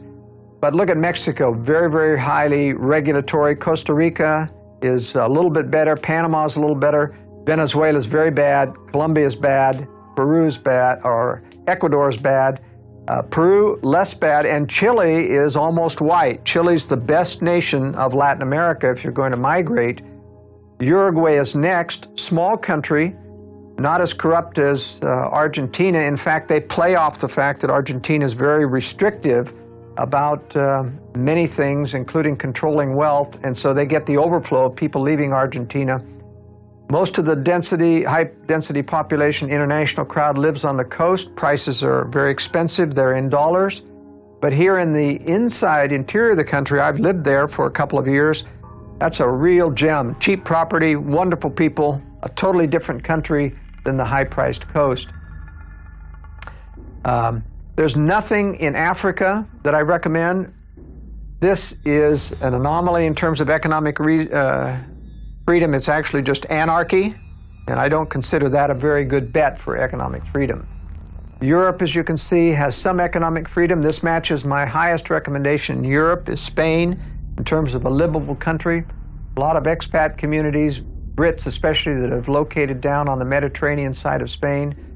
But Spain has a good, friendly people, wide-ranging agriculture, and if you'll notice, like in the movie The Great Escape, when everyone wanted to leave Europe in a problem, they went through Spain. So Spain's my top pick in Europe. Australia has a fair amount of economic freedom, but once again, the problem with Australia and New Zealand, twofold: very difficult to get in and get residency, make you pay a lot of money. The Australians have sold out to the Chinese interests. Almost all of their national resources have been bought or have contracted to China. I was reading, National Geographic was bragging that 98% or something of all their mines and rare earth minerals are Chinese run, as if that was a good thing to have Australia now a satellite economically of the Chicoms. But I can guarantee you that China will occupy Australia during the next war to make sure that they secure those things. And so if you want to live under Chinese occupation, it may be very similar to Japanese occupation. The Orientals are pretty ruthless, have very little regard for human life as a philosophy. Historically speaking, they have been the worst abusers of human rights in general against whole populations during wartime. So it doesn't speak well of retreating to these two countries. I think they'll also take New Zealand just because it's too close to Australia. Canada is my second best bet after the United States. The reason I'm still bullish on the United States as a retreat international location is because it's got the highest per capita density of liberty-oriented, freedom-educated people in the entire world. The problem in living in Latin America is that they're friendly to Americans now generally, but if ever the government clamps down on the globalists who control this country and Canada, put out the word to control American expats or send them home, you're going to find that those countries will comply. They are yes men to the globalist establishment.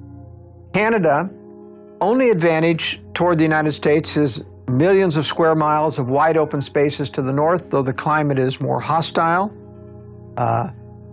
The only acceptable strategy I find is living in border areas where you can go back and forth depending on what you need. That's fairly easy to do in between Canada and the United States. I exclude the eastern portion of Canada because all of the cities, about 90% of Canadians live within 50 miles of the American border.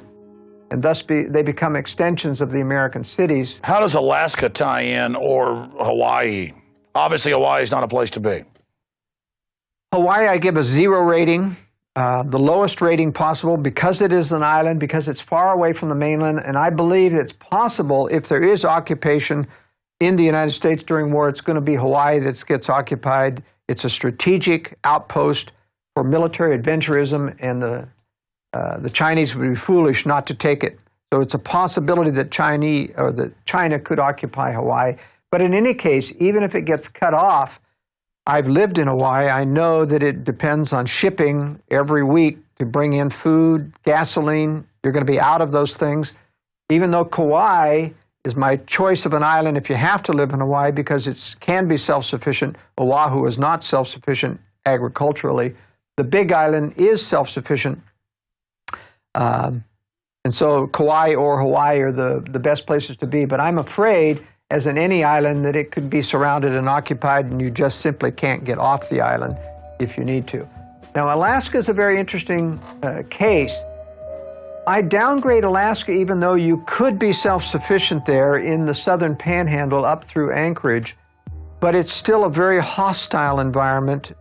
It's like an island. Everything has to be shipped into Alaska, and it's very, very difficult to leave if it should become untenable to live there. This is not easy to get down through the Alcan Highway. So it doesn't have lines of retreat? It doesn't have lines of retreat. So the only place I recommend, or the only way I recommend for Alaskans, is those that are very, very skilled survivalists who can live in the boondocks throughout the winter, apart from society. If you're capable of doing that, then Let me throw some wild cards at you. What about Iceland? What about Greenland? What about islands that are out in the middle of nowhere, just as bad as Hawaii? Actually, Greenland is worse. There's only a few pockets of civilization on Greenland that survive even in the best of times. And they, once again, depend on absolute shipping for everything. They don't grow anything there. Iceland depends on everything being shipped in as well. Iceland has recovered from its globalist banking nightmare simply by stiffing the globalists. But if you look 10 years from now, you'll find that they'll be penalized and cut off. They, by reneging on their debt, have got a fairly self-sufficient economy right now. But because it is a socialist economy, they'll be back in the negative piggy bank state probably within a decade. So I don't recommend Iceland as well. It's just, everything is extremely socialistic in Europe, and they're starting to have a backlash right now against the globalists like Sarkozy in France. He's going to lose this next election. So to be clear, from my analysis, the only people that would want to flee the United States is if you're a big fish politically like myself, yourself, Ron Paul or somebody. If it's going to full Soviet-style globalist roundup, taking us to a camp, if we could foresee that happening, we would try to get out of the country or maybe go to a rural retreat, but they might come after us there. But for everybody else, if you really look at it, the United States has the most people that are awake. It's where the fortunes of the planet will rise or fall. And my instinct, my gut, my discernment is stay in the United States and fight it out here. And by fight it out, I mean occupy the land, be here, educate people, and dig in and hope for the best, but also prepare for the worst. I really agree with that analysis, Alex. If you're going to live, high-profile people, I speak multiple languages. I've done that on purpose so that I can go to other countries. One of the reasons why I prefer Uruguay is because there's a lot of Europeans there. I can blend in there. I can't blend in Peru or Colombia. Just don't blend in very well when you're pure Caucasian.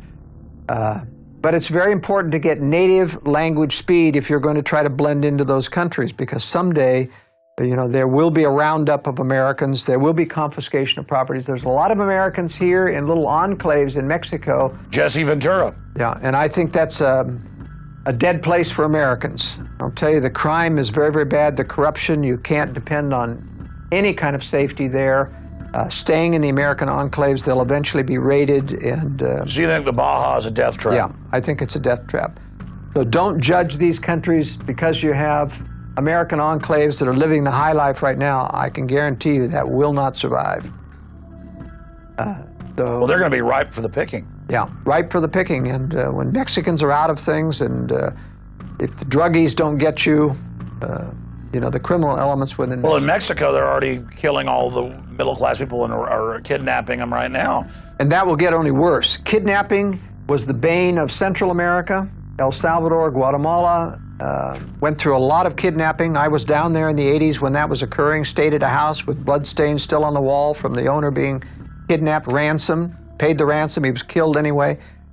Believe me, this is kidnapping haven, and it will happen once again. It has only just begun. And just to be clear, your knowledge in these subjects is amazing, because I do deep research. I'm obsessed with knowledge. And I mean, so much of what I read in the book that I have firsthand knowledge of is very accurate. Like you rate in Texas, the Hill Country, which I chose outside Austin, is not perfect, but if you're looking at Texas, that's one of the better places. That's right, and we'll cover that. We're going to talk about Texas and give you some examples of specific states. We have the map on the corruption index on internationally. So here's the map on the corruption index internationally. What I want to point out to you in Strategic Relocation, there's lots of maps like this in the book. This is almost identical to the economic freedom map. In other words, there's a high correlation between economic freedom, of which you see very little of. The dark areas are the unfree areas. And you'll notice here that the Sudan is not, has a high level of corruption, and that's why it was an anomaly to be economic freedom. It's the corruption and the anarchy there. But that's about the only analogy. It's like Los Eisley Spaceport in Star Wars. That's exactly right. That's a very good analysis. Okay, from now on, let's move into analysis of the factors that we discussed. Let me discuss something about the organization of the book. After we cover section 1, which is about how to find a safe nation, then we go into an analysis of North America, which is my preferred area for North Americans, because they blend in. Even though we're going to have a great deal of tyranny here, our chances of being able to blend in, disappear, go underground are higher, being that we have a great, many millions of people that can help support us in that. So what I do is I go through the various threats that you face, and we talk about climate. These are preferences of what you want to live in terms of wind, if you want wind power, how to look for those things. There are maps in this book that cover every one of these details. We talk about the economy. We talk about crime. There are crime statistics. We have ratings of every city in every state on crime, and we talk about the different types of crime that there are. We talk about natural disasters. Let me show the map on tornadoes and hurricanes to give you an example of graphics that we have demonstrating a natural disaster. Now, I'm going to demonstrate two of the graphics that we have showing the natural disaster threats. The first one is earthquake hazards. You can see that there's major earthquake hazard on the west coast. In the Rocky Mountains, that's Yellowstone Park area, which has a volcanic hazard as well. This is the New Madrid Fault, and these are other minor faults coming through the southeast. Now, it's interesting that this map doesn't mean that everything is never necessarily devastated if you're in any of these high earthquake areas. What I point out in the book is you have to look at the actual ground conditions in the area that you're at. For example, in the state of Utah, where you have a high fault area that's expected to go off at some time in the future, it's on a 300-year cycle approximately. If you are in the low-lying valley, next to a lake where you have a high water table, you'll get a wave action, an earthquake, which will actually flip houses in the air and be very, very destructive. If you're on a foothill coming out of the mountains, even closer to the fault line, but on sand and gravel, broad-based, the house will merely shake a little bit, but it won't take up any wave action. I give this out as an example in the book, how just because you're in an earthquake area doesn't mean you can't find safe areas to build upon. Remember, it's water table that's your danger in an earthquake. That's going to set up wave action. Let's go to the tornado map. Now, this is a graphic of the tornadoes in the United States. It's very graphic because these represent the larger the triangles, the heavier the tornado. This is the danger zone. These are where your F5 type tornadoes. We did have some F5s come through this area, which were devastating to the southeast and pour through here. I've spent a lot of time recently in North Georgia and seen the damage from these tornadoes. It is horrendous what these things can do. The good news is that there's no reason why you should ever be at risk of your life in a tornado area. Buildings, yes, although you can design tornado-proof up to a level 4, nothing's guaranteed in an F5 tornado. But with the proper safe room built into your basement structure, there's no reason why you can't survive any tornadoes. This is part of what I call the amelioration strategy or contingency strategy. You can overcome some of these threats, like earthquake, by building stronger, flexible construction and tornadoes. And that's an example of old-timers having storable food, having firearms, just as a matter of course.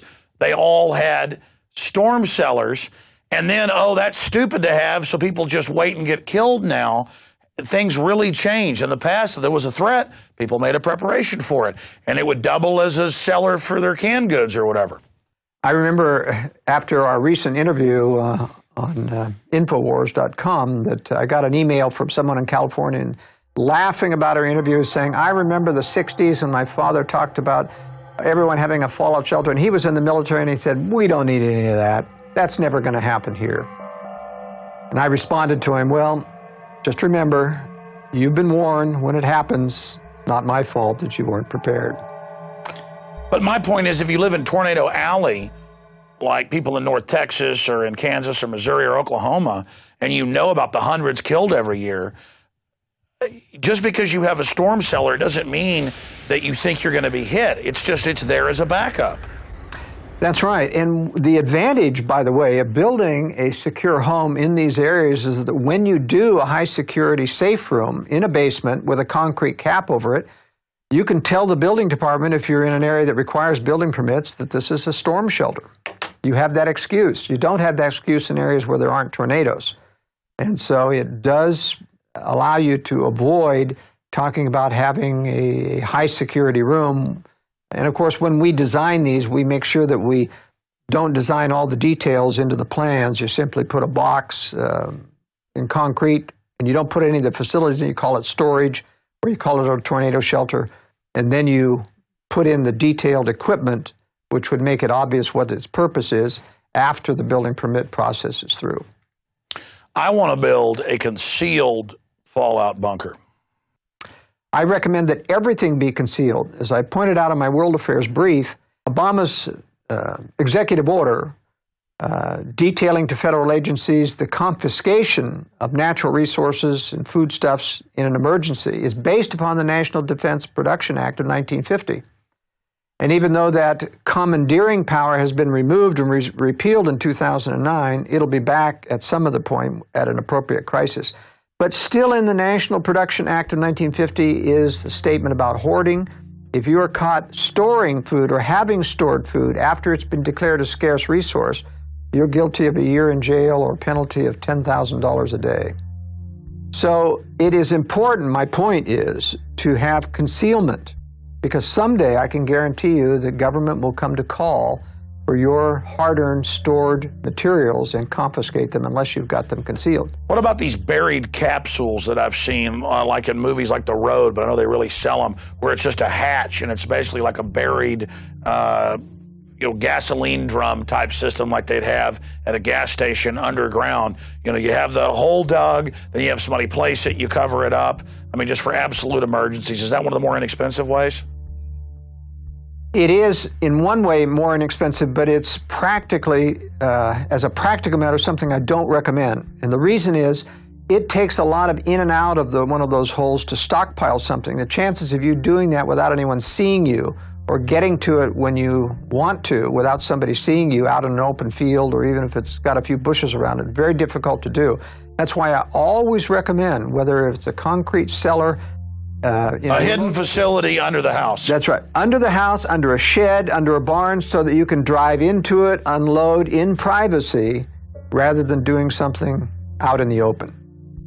Even these self-contained bomb shelters, they call them, and I don't think most people need them because they have all these blast valves. If you need blast valves, you're in a blast zone. Move. Spend the money to move. Yeah, you don't want an armored structure like next door to the military base that's going to be hit by all the I mean, why spend $60,000, $75,000 for an armored shelter that is buriable when you're in a blast zone? If you're in a blast zone, you move. You spend that money to relocate where you don't need the blast valve, you don't need the expensive, and then you can build a regular concrete But again, even structure. if people don't think that there's going to be a staged nuclear attack, the map's all overlay. The population density, all of it, the rural areas for economic collapse, everything, they're the place to be. That's right. But one additional problem with these in-ground type shelters that don't have building over them is you have these vent stacks coming out of the ground, which can be sabotaged. And a lot of people don't understand that a vent is like a microwave conduit communication changer. You can sit there and hear everyone whispering in the smallest tone of voice inside a shelter if you can get close to one of those vents. What about a redoubt built up in the side of a hill, trees in front of it? It can have like ports for guns, all of that. Well, the point is it's still vulnerable because your ventilation shafts are tamperable unless you go to extreme concealment. Couldn't you run them out in front of you? Well, you would still have to have them come out into the air. That means you've got to put them into a hollow stump or something so that it's very difficult to do. It's much easier to disguise it within an existing building. So they go through the building, the vents are in the walls, they come up into the attic spaces where they can't be seen, or they come up through chimney systems so that nobody can get close to them to hear anything that's going on inside. What's a moderate price one versus the high ends you've built? People can build in a basement structure underneath a garage, for example, with a thickened slab, the basic structure for less than $10,000. All right, so the other threads that we talk about in the book, and remember, in this section of the book, we're taking each of the threats expansively, talking about how do you ameliorate the threat, et cetera, which states have threats, and then when we get into the state analysis, which is this next section, which is the biggest part of the book, we give you a summary rating for every one of those threats so that you've talked about them in general and crime in general and what the various statistics. Then when you decide, all right, I'm going to consider going to Idaho, what do those threats look like? You have in this book an example of, and let's start with California. Whatever you do, get some food, get some water, learn how to use a firearm, and most importantly, get your mind right, get your heart right with God, and meet like-minded people in your area that understand we're under a private, corporate, tyrannical world government that wants to bankrupt us and wants us in compact cities where they can forcibly inoculate us, take our children, put us in re-education camps. That Army manual 4 months ago got declassified where they call it re-education camps, even using the authoritarian term. First it was 1 billion bullets they bought this year, then 1.2, then 1.4, then 1.6 billion bullets. TSA checkpoints, it's all happening. It's all unfolding, and it's getting worse and worse and worse. The federal courts are ruling they can put cameras in your yard without telling you, without warrants, or police dogs can come break in your house without warrants. I mean, it's crazy. And so we need to get prepared, just like the French resistance did. We need to understand we're dealing with very, very dangerous people, and we may have to go underground if they stage a nuke or something and blame it on domestic groups and try to come arrest everybody. But by admitting how criminal the government is, we may be able to back them off. So we offensively try to wake everybody up and try to politically resist this, but we defensively also have a backup strategy plan. And that's what Strategic Relocation, 3rd edition, the book, and the new film, Strategic Relocation, are all about. Secure your copies at InfoWarsStore.com today. We now return to Strategic Relocation. In California, this is an example of how we rate each one of the threats. You go through, and they're delineated here. You have the climate. You have a synopsis of the climate. You have a synopsis of the density population and how many people per square mile average in the state. You have a cost of living index, tells you how expensive it is. California is very high. You have a private land availability discussion. So we know how much of the land is private versus federal. Most of your western states have up to 50 to 70% of the land in federal hands. We have a discussion about building codes. These are things that you get in no other analysis. No other book has ever covered this kind of detail. It's a full spectrum breakdown from every angle, no matter where you are. Let's say you got to stay there. It gives you the best areas even in that sub-region. For example, building codes are very important because if you're in a very onerous area with a lot of building codes where they want to know everything about your building, it's very difficult to conceal the secret things that you're going to have because you've got to have some plumbing pipes down there in that secure room. You label it storage, and an intrusive building department starts to say, what's this plumbing for? If you're going to have a bathroom there, you've got to have windows in this area. You don't have windows, it's not habitable, and we'll come in and inspect to make sure you don't habitate it. They don't have a code, a good code for fallout shelters, and you wouldn't want to declare them anyway. So building code section is very important. Some states actually have counties that don't require building codes. There are some in Texas, there are some in Idaho, there are some in New York that started all this building code in rural areas and rural counties. But I also point out in the building codes section of the book that you want to watch for states that have a uniform statewide building code. That means no matter how rural, the county is required to have a building code and a building department. If you don't have a statewide code, then most counties are able to say, we're not going to do that. And basically, that's Agenda 21. It's global, standardized coding, and you find out in these states that do that, it's federal, but really that's international. That's exactly right. So then we talk about food production. What's the length of the growing season? How capable are you versus altitude, soil, and other things? The health environment. We talk about pollution, the water quality. Talk about traffic. Just nobody has all of this criteria in their analysis of the competing books. What the traffic are in the key metros, because that really affects your ability to get out of Dodge when you need to. We give a political rating, how liberal, how conservative the state is. We talk about taxes. We give a synopsis. There's a whole chapter on taxes. Which are the no income tax states? What are the income tax rates? What are the overall spending of the states? Some states spend double per capita that other states do, like New Jersey is one of the worst states. And so we give a rating on taxes. We give a corruption rating, and this was very difficult to ferret out, to research. Very difficult because most corruption is concealed. But we were able to ferret out some pretty good corruption ratings for each state. We give crime ratings on the state. Personal liberty ratings, we rate it from 1 to 5. California is low. We give a gun liberty rating. California is terrible. One of the few states we gave a terrible rating to. No permit to purchase firearms. Any rifle with a magazine is banned as an assault weapon. Registration is required for all pre-banned weapons. No out-of-production guns may be brought into the state, including vintage weapons. It has a may issue, effectively a no-issue concealed weapons permit from the sheriff's office, and no recognition of other state concealed weapons permits. That's the kind of detail that is really helpful in picking a state when you want to. Talk about a death trap, though. I mean, Southern California, if things unravel in any way, it is going to look like absolute hell.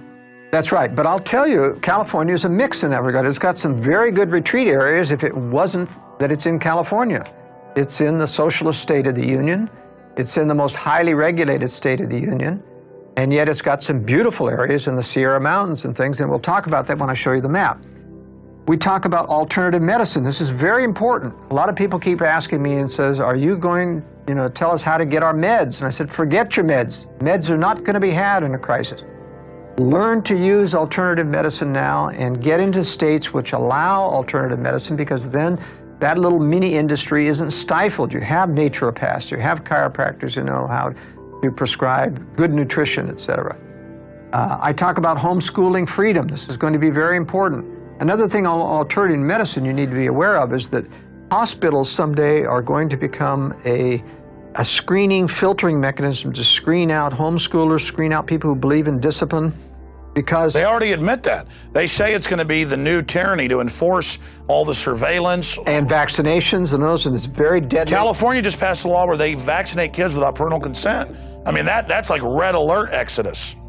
And so what I'm saying is alternative medicine and lay midwifery freedom in a state is very important, because the ability to have children outside of a hospital with a trained lay midwife is very important to avoiding the trap, the stamp of You know, we have known stories of women who have said, I don't want vaccines. They take their baby away to the nursery and they come back, oh, we forgot we vaccinated your child. Or they try to have CPS take them. And that's what's so amazing is how deep the tyranny's already gotten. And someday there's going to be a litmus test whether or not they'll give your baby back from the nursery. You've got to sign that you don't believe in cruel and unusual discipline like spanking, you know, that you'll have them vaccinated. And they won't give your baby unless you sign on the dotted line. So someday I believe that freedom-loving people are going to have to stay out of the public schools. They should be out of them already, frankly. And they're going to have to stay out of the hospital system. And that means learning to be healthy, learning alternative medicine, good nutrition. Well, I think it's important to exodus the major cities to create communities of liberty and freedom already. I mean, why wait? Why wait for the threat of biological weapons or collapse? We should be getting the hell out of here to begin with. But realistically, a lot of people still have to stay close enough to live. A lot of people don't have the liberty of husband and wife. It takes at least a full-time job for a husband and wife to teach at home. So the globalists did that on purpose. I understand the limitations, and I realize one of the reasons they've made it tough economically is to get the women in the workforce, to degrade the family and those types of things. But I think if you work hard, if you read through the section on contingency planning and how to, you know, you can work through and start to make progress towards getting out of this kind of society and the traps that they're doing. The last section of detailed knowledge in each state is the military targets. We list every military target in the states, including naval, Army, Air Force, and we list the nuclear plants. Nuclear plants are particularly dangerous because when they do melt down, or if they get hit with a nuclear bomb or nearby and they're damaged and melt down, they are much more dangerous than a nuclear weapon in terms of the residual fallout, the long-term effects of fallout. Then in addition, after the detailed summaries from the threat section, we give specific notes, my personal experience about being in every one of these states, as well as in my blog on joelskousen.com, I've had people contribute what their experience is living in the states. And then one of the most valuable sections of the book is city-state specific strategies, or city-specific strategies, meaning for every major metro area in every state, I go through and explain where are the best places relative to that metro area to relocate relative to the outflows of refugees and how to avoid the bad areas. So this is a sub-strategy. If you can't afford to move out in the middle of nowhere immediately, you find those pockets that are nearby to the major metro areas. And I point out the areas that are away from the refugee flows and the specific areas around the city. This is very valuable information. Nobody else does it. So many of the other survival communities simply says, get out, there's no other choice, you're going to die if you stay.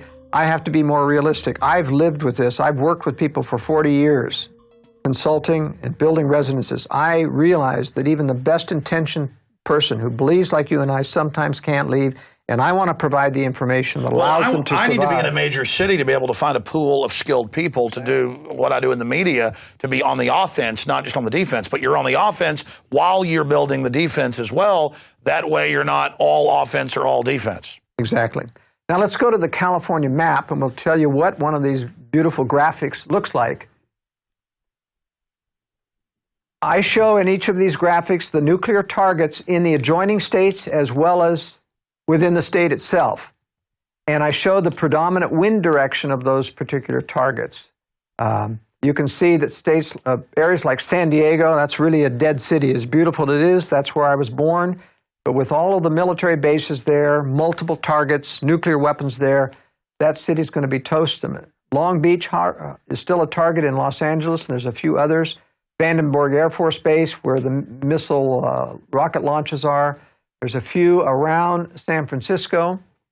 And I also show in color, these are the blue military reservations within the state. We show land use planning, state and national and federal forests. Why is that important? Because when you're saying, I want to go to the mountains, you've got to realize that you're going to have to get up close to that, but you can't necessarily get in there unless you find what's called an inholder property. And the danger of inholder properties is that the environmental movement eventually wants the government to throw out everyone that's actually surrounded. They're doing that everywhere. They are. I know people up in Minnesota, they've been there for over 100 years, their family, they're trying to take it. These are just the most, well, they're communists. That's right. So you have to be careful of that. I recommend generally that you get up along the edge of these, and there's lots of private land in these areas. California has some beautiful retreat areas, abundant water, beautiful forests. They make for good vacation retreat cabins. Their only problem is you have these high-density population areas, and they're all heading for the hills when something happens. So the chances of getting overwhelmed are good. Better chances of reversing that are to get on the backside of the Sierras so that people have to get over the mountains to get to you. That cleans out and reduces a lot of the people that... It's like a filter. That's right. It's like a filter. And so in terms of finding retreats in California, for example, people in San Diego need to get back up here in the foothills. There's a lot of property in these areas. Even though it looks totally green, there's a tremendous amount of private land in that area. And you get behind the mountains so that you're blast zone protected. You can survive in those areas and commute into the area. One of the interesting things that I point out in another part of my book, however, is that for people who have to live in the LA Basin, San Diego Basin, if you decide to get out, if you're reading my World Affairs Brief and you get advance warning and you get out, you have to get all the way over into Arizona in order to get up to safe areas, because there's only one road out of this, and it goes through Las Vegas, one road. Also Interstate 95, which goes up there, and there's a lot of military targets. And so in order to clear into a safe area like Utah, which is a 5-star state, you've got to get clear over here past Phoenix, or bypass and go up into Flagstaff and get up around the Grand Canyon, also one road. That's how tenuous it is to get to safe locations from this Southern California area. You got 30+ million people in California. That's right. So you see, it's very difficult. One of the strategies that I recommend for people who are young enough to learn is to learn how to become a pilot. Being able to fly out of these areas is a great strategy. And it's an industry that's going down, so there's a lot of room, a lot of people hungry to train you and fly you, and it takes a little bit of money, but generally you can get a pilot's license for less than $5,000. So that's another strategy. Let's talk about a safe state now. Let's go to Idaho. Before we go to the Idaho map, I want to go to a general map of the United States to show some strategic value of areas in the east and the west and why Utah and Idaho end up being so highly rated. As we remember, we talked about population densities are extremely high in this eastern area. And in fact, it extends completely over to about halfway through the states of in the middle of the country. A lot of people out here in the farmland as well. Because of that high population density, none of these states rate anything above 3 in the East Coast. Tennessee is the highest rated state because it's got the Cumberland Plateau. There's this big Appalachian mountain chain here, which kind of is a blocking area for the major population center here. The Cumberland Plateau in Tennessee is a high 1,000-foot plateau. People will tend to infiltrate through the mountains, over the mountains, through the valleys. And when they get into the Tennessee valleys, they're very tempting to stay in the valleys. Nobody wants to climb up a 1,000-foot plateau where there's not a lot of people. That's one of the reasons why this is very good. For the Northeast, they need, there's this Northeast region of the wooded areas of Maine, New Hampshire, and Vermont, and upstate New York. Those are the only safe areas. The problem strategically is that once you retreat up there, you're stuck. If it becomes untenable, you can't get back west because these population flows will flow this way and cut off any retreat unless you go up through Canada, if one wants to try to get further west if this becomes untenable. The major refugee flows coming out of the East Coast will be in this population area here. They'll head out through Philadelphia, Pennsylvania. Some will go north along that. Some will go south this way, trying to avoid the mountains. And that's why we give a lower rating to the southeast states, Mississippi, Alabama, and Georgia. They'll also have all of the refugees flowing out of Florida. This is a 0-rated state as well because it's untenable for survival of this amount of population, and most people will tend to flee south and then west towards Louisiana and Texas. So that's going to make Louisiana, Mississippi, Alabama a disaster zone. Right. The only good areas that I recommend in these southeastern areas are the northern hill country and mountainous areas. The Ozarks of Arkansas are a good area, southern Missouri, That's the primary destination. Yeah, a lot of Midwest. elites are building bunkers in that area. That's right, they are. The great advantage that the West has, the far West, now these are your troubled areas here where your population densities are, but centering around Salt Lake City, for example, even though this is not a recommended area itself, and you can see there's a military target in Hill Air Force Base as well as the new NSA computer center, data center there, which makes another additional target.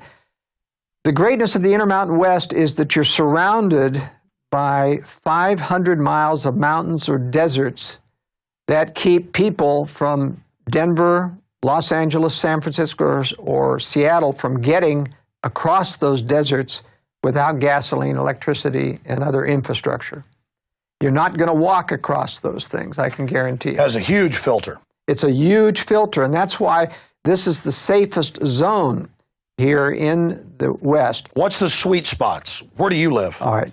I live in Utah here and south of this zone here, which I consider the southern and central part of Utah safer than the north because you're cut off from this area here. How is the gorgeous areas around Monument Valley down here in the south? Yes, these are all the red rock country of Utah. And the beauty of red rock country is that they're desert, there's very few people. You can survive. The mountains provide the reservoirs of water. There are rivers coming out of all of those mountains. And if you can get water, even though it cannot sustain a great deal of population in these areas, you want that to be a filter. You want people to think, I'm not going to Utah because there's no water. Well, there is water for those that are already there. And there are high altitude mountains for retreat cabins, which become very inaccessible in excess of 7,000 to 10,000 feet, where you can get up where very few people can hike and get to.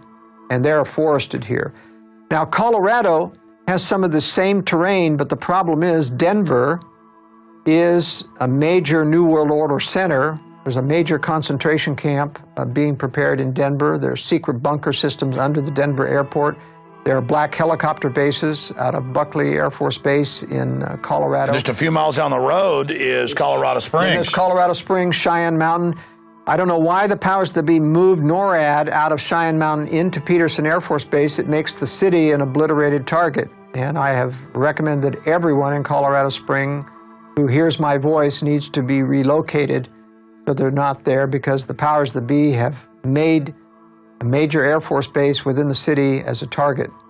Omaha, Nebraska, of course, is Offutt Air Force Base. That's the alternate Cheyenne Mountain here, and that's where all of the powers that be went during the 9/11. That's where the president went. That's where Warren Buffett had all of the CEOs, top CEOs from the World Trade Center at Offutt Air Force Base. You can't tell me that they didn't know what was coming on. Now, Montana, Idaho, and Wyoming are, to a certain extent, in many regards, better than Utah. I got to stop you. How weird is that? It was in the news that they had hundreds of these top people. Before it even happened, they were all there for a special announcement. What was said in that hangar? What was done? I mean, did they say, look, you've seen what's happened, get in line? I mean, that talk about bizarre. It is. Unfortunately, nobody's talked. We don't know.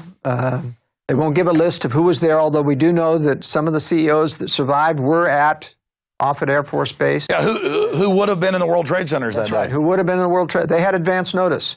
Now, I'm not saying that everyone who left knew what was happening to the World Center, but certainly Buffett knew.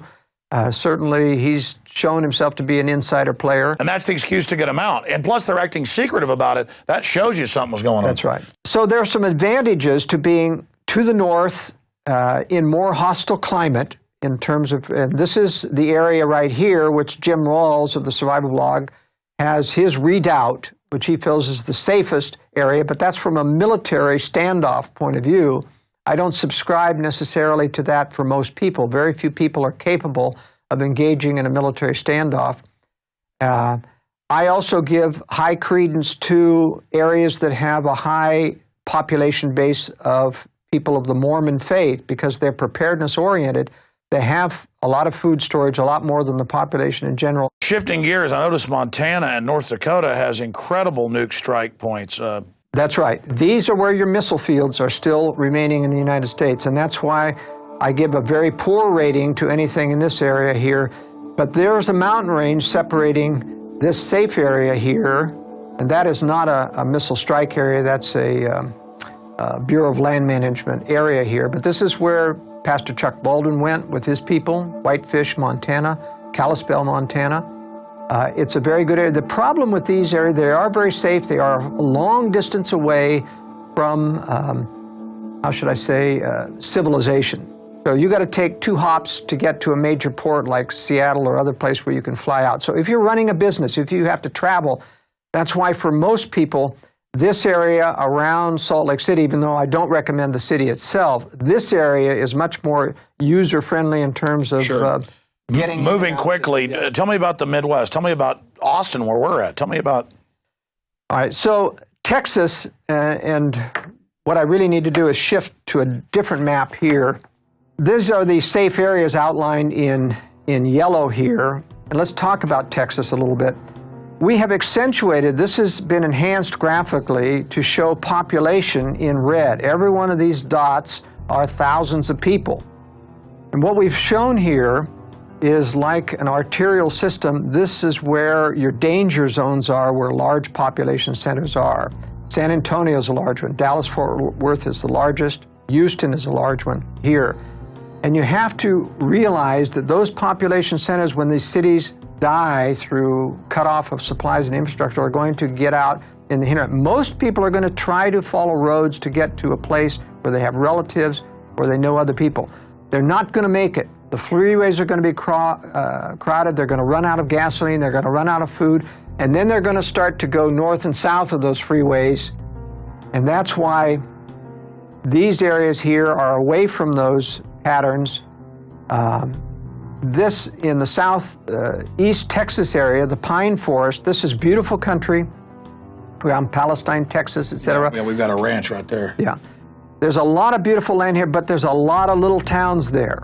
In other words... Well, when hurricanes hit, they had one a few years ago, crime exploded as everybody got flushed out of Houston. And literally the millions of illegals, that was one of the big problems. It just poured up into these areas. But a bunch of people got shot when they were trying to rob and stuff. But it was a crime wave up here as everybody got driven out of Houston when it flooded. So these are what I would call macro recommendations, meaning these are general areas where you want to find specific. It doesn't mean that everything is as safe as everything else here. I give specific recommendations in the book of how to find specific safe properties. It's just if you're going to be in Texas, here are safer areas. That's right. Here are bug out routes. Right. These are the areas, and these are the dangerous areas that you don't want to be anywhere near close. Remember, you can look at these as pockets of high-density people that when things are cut off, they suddenly triple their size, and everything around that becomes compromised as they expand out to look for food. So even though you may right now have a real nice piece of property outside of Austin, if you're 20 minutes away, the chances are it's going to get overwhelmed at some point. So you need a leapfrog strategy for minor, moderate catastrophes. You can survive 20 minutes out, but then you need a cabin out there in the hill country further on that's out there so far that nobody's going to walk to it. That's the basic strategy. And as you see in this of the Midwest here, you see these huge areas, Detroit and Chicago and Columbus and Cincinnati. And even though there's a lot of rural, and you drive through those areas and you think, gee, this is still very rural, you've got to look at these depictions that we've made of how dense these populations are. And when they spread out, all of these areas around those are going to be compromised. And so you have to be pretty far away to even have any chance of surviving. And you're much better off when you start getting further west, where it gets... And just watch what the elites do. It's on the news. They're building bunkers and castles and armored redoubts in the Ozarks. That's right. I mean, it's amazing. And I know you've built some of these homes or advised on them. That's right. So let's go to Idaho then, if you want to bring up the map of Idaho, and we'll talk about a safe state and some specific areas in this. Now, Idaho has Boise here, which is the only economically viable area for people who have high-income jobs, technical jobs. Boise's kind of a new technical center. This is a beautiful farming valley along the Snake River. Good areas on either side of this. This is all irrigated farmland. This is a little better out here in terms of being away from the main freeways. Very few people come up this way, but this is a beautiful retreat area here. Lots of farmlands here. This is Jackson Hole over here, which is not a good area, but this is a beautiful mountained forested area here where lots of high mountain cabins, and yet you can grow crops down here in this area. This, however, this shows how I point out in the book, climate plays a role. This is the rocky chain coming down here, and then it goes down into Utah. Your cold mountain air from Canada comes sweeping down in here, and you get some very severe cold winters. These areas are almost 15 degrees warmer in the winter than these areas because these mountains keep this cold air from coming back into this area. This is a banana belt here in Idaho around Lewiston. One of the top retreat areas here is along the Nez Perce River. This is where Kuskia is. This is the Nez Perce Indian Reservation, which I don't recommend you get on because of the sensitivity of minorities taking back their land, even if they contract with you. But here you get Columbia River, moist northwest air. You get trees growing down at the 2,500 foot level, conifer trees, whereas here in the high mountain and in Utah, you don't get conifers up till 6,000 feet. It takes snow to melt to grow conifers. But here you get enough rain from the northwest coming over that you have a microcosm. This is like northwest climate, clear up here into the panhandle of Idaho. A lot of beautiful areas here, Boundary County, around Sandpoint, Idaho, no building codes up in Boundary County. This is where Hayden Lake is, where the Aryan Nation was. They have been rooted out. This was a government operation of playing like they were neo-Nazis. They had hired Pastor Butler to run that organization, but they're cleared out now and gone. So this is healing. I don't normally ever recommend people get around a government-operated survivalist or phony survivalist community because it gives the whole... And they're looking to set people up. And they're looking to set people up. So you don't want to join survivalist groups that are very public, militia groups. You want to be supportive, but if you join, all of those organizations get infiltrated. Very dangerous to be a part of it. So I recommend informal networks of people. This concludes the main body of the documentary film Strategic Relocation with Joel Skousen. If you get the DVD at InfoWarsStore.com for your library, it has an expanded extras section dealing with securing the home itself that is really just a gateway into truly securing your home. And Joel Skousen breaks that down in his book, The Secure Home, also available at InfoWarsStore.com. And of course, of all of these materials that Joel Skousen's produced, the book itself is simply amazing, and everyone needs to have this. I know I certainly have multiple copies in my home and also in my car because it serves as an amazing roadmap in major cities for routes that the general public doesn't use in case of large traffic jams, and just dozens of other things. Water quality in the area, nuclear reactors, military base sites, where foreign nuclear attacks are targeted. Hats off to Joel Skousen and his team for putting together these books, and hats off to my team, Rob Jacobson, Darren McBreen, Rob Dew, and the rest of the Infowars crew for putting together Strategic Relocation, the film. So again, I invite all of you to start getting prepared today. The journey of 1,000 miles starts with a single step, and things that you think are really hard to do are actually easier than you think and quite exciting. Last week on the radio, in closing, I told the story of how I would go on the hike and bike trail and hike, and I see people running on really rough trails with no shoes. And I was thinking a few weeks ago on an 8-mile hike trying to get in shape, I remember being a kid running around in the woods by my house and down the street and down gravel roads without shoes in the summer. And then I remembered how during the winter I'd have boots on or shoes and my feet would be soft at the first of the summer, but by the end they were like shoes. I mean, God gave us great design where we have basically shoes that keep regrowing the soles. And so I went for a mile walk without shoes on a gravel gully trail, and the first few hundred yards it was torture. All of a sudden my feet went numb, and I was able to jog back the half mile back and only got a few cuts on my feet. and now I'm growing even bigger calluses. And my point is, it's like that politically or anything. You've just got to start applying pressure to the system that you know what they're doing, while at the same time getting yourself prepared and warning others. This is a life and death situation we're talking about, and that's why we put together this preparedness film. I'm Alex Jones signing off for the Infowars.com team. Please use the internet and this information while it's still here. The system is moving towards curtailing free speech, not just here, but worldwide. So let's go to the East Coast now, Alex, and explain one of the more difficult states to get out of and live in. We're going to talk about New Jersey. New Jersey is a zero-rated state, like Florida and Hawaii. It's just got a tremendous amount of difficulties to overcome.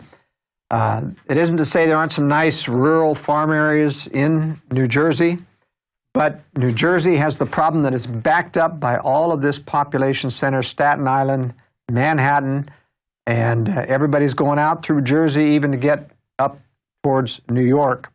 So this is one of the most difficult things to consider as well when you consider you've got Philadelphia right here, so that you're sandwiched, and even people trying to go this way is going to run smack into the social unrest of Philadelphia.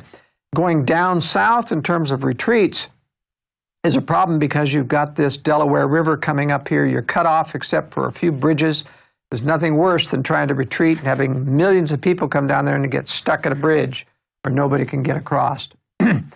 So I have taken time in the book to give a very specific example of how you plan if you have to live in New York and you're living in a suburb of Newark, for example, of how to get out of this area and how carefully you have to plan. I'm going to switch to this larger map now to indicate how to do this.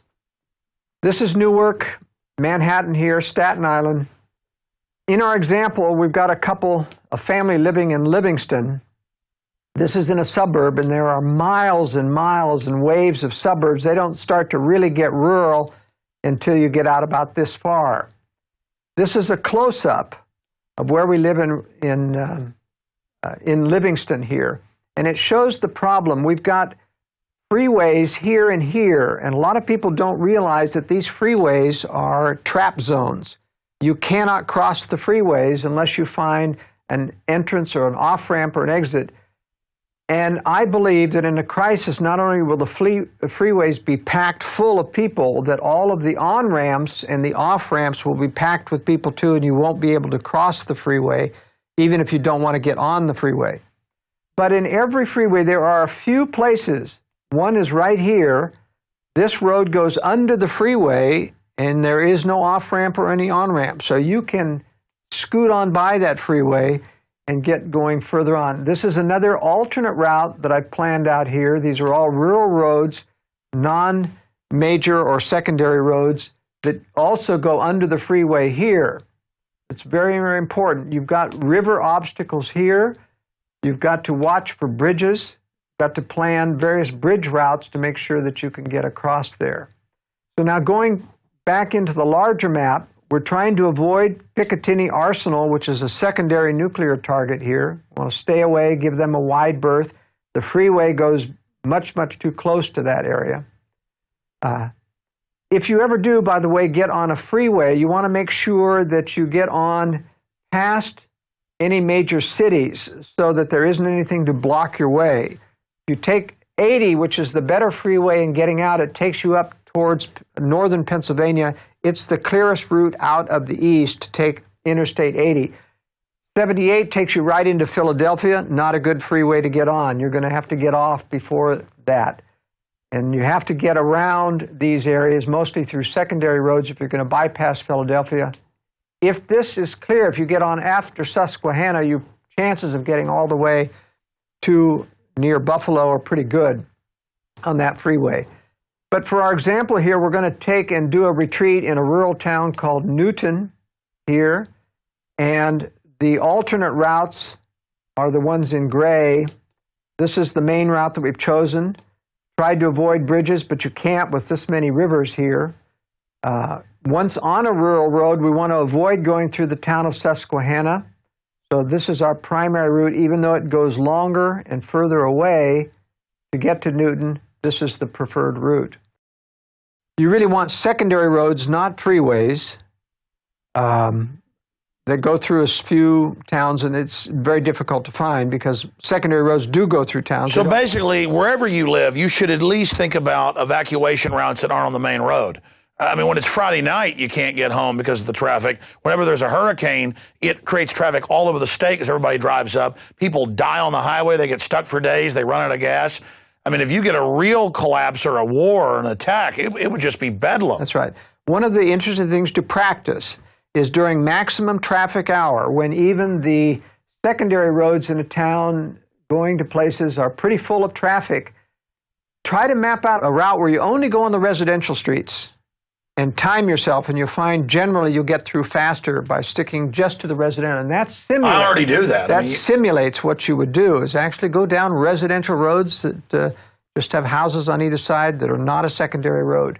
But this is the key. The key is finding, and you have to do this with Google Maps. If you get to Google Earth or satellite view, you can zoom in close enough that you can see, if you follow this freeway with your mouse, you can find areas that don't have an on-ramp or an off-ramp. And that's the secret for getting through. But bottom line, if you can, don't live in New York or New Jersey. Don't live in Hawaii. Don't live in Florida. And if you're going to have to live in one of these other states, live near enough to one of these safer pockets. That's right. And what I tell people is that you do have time. I'm convinced that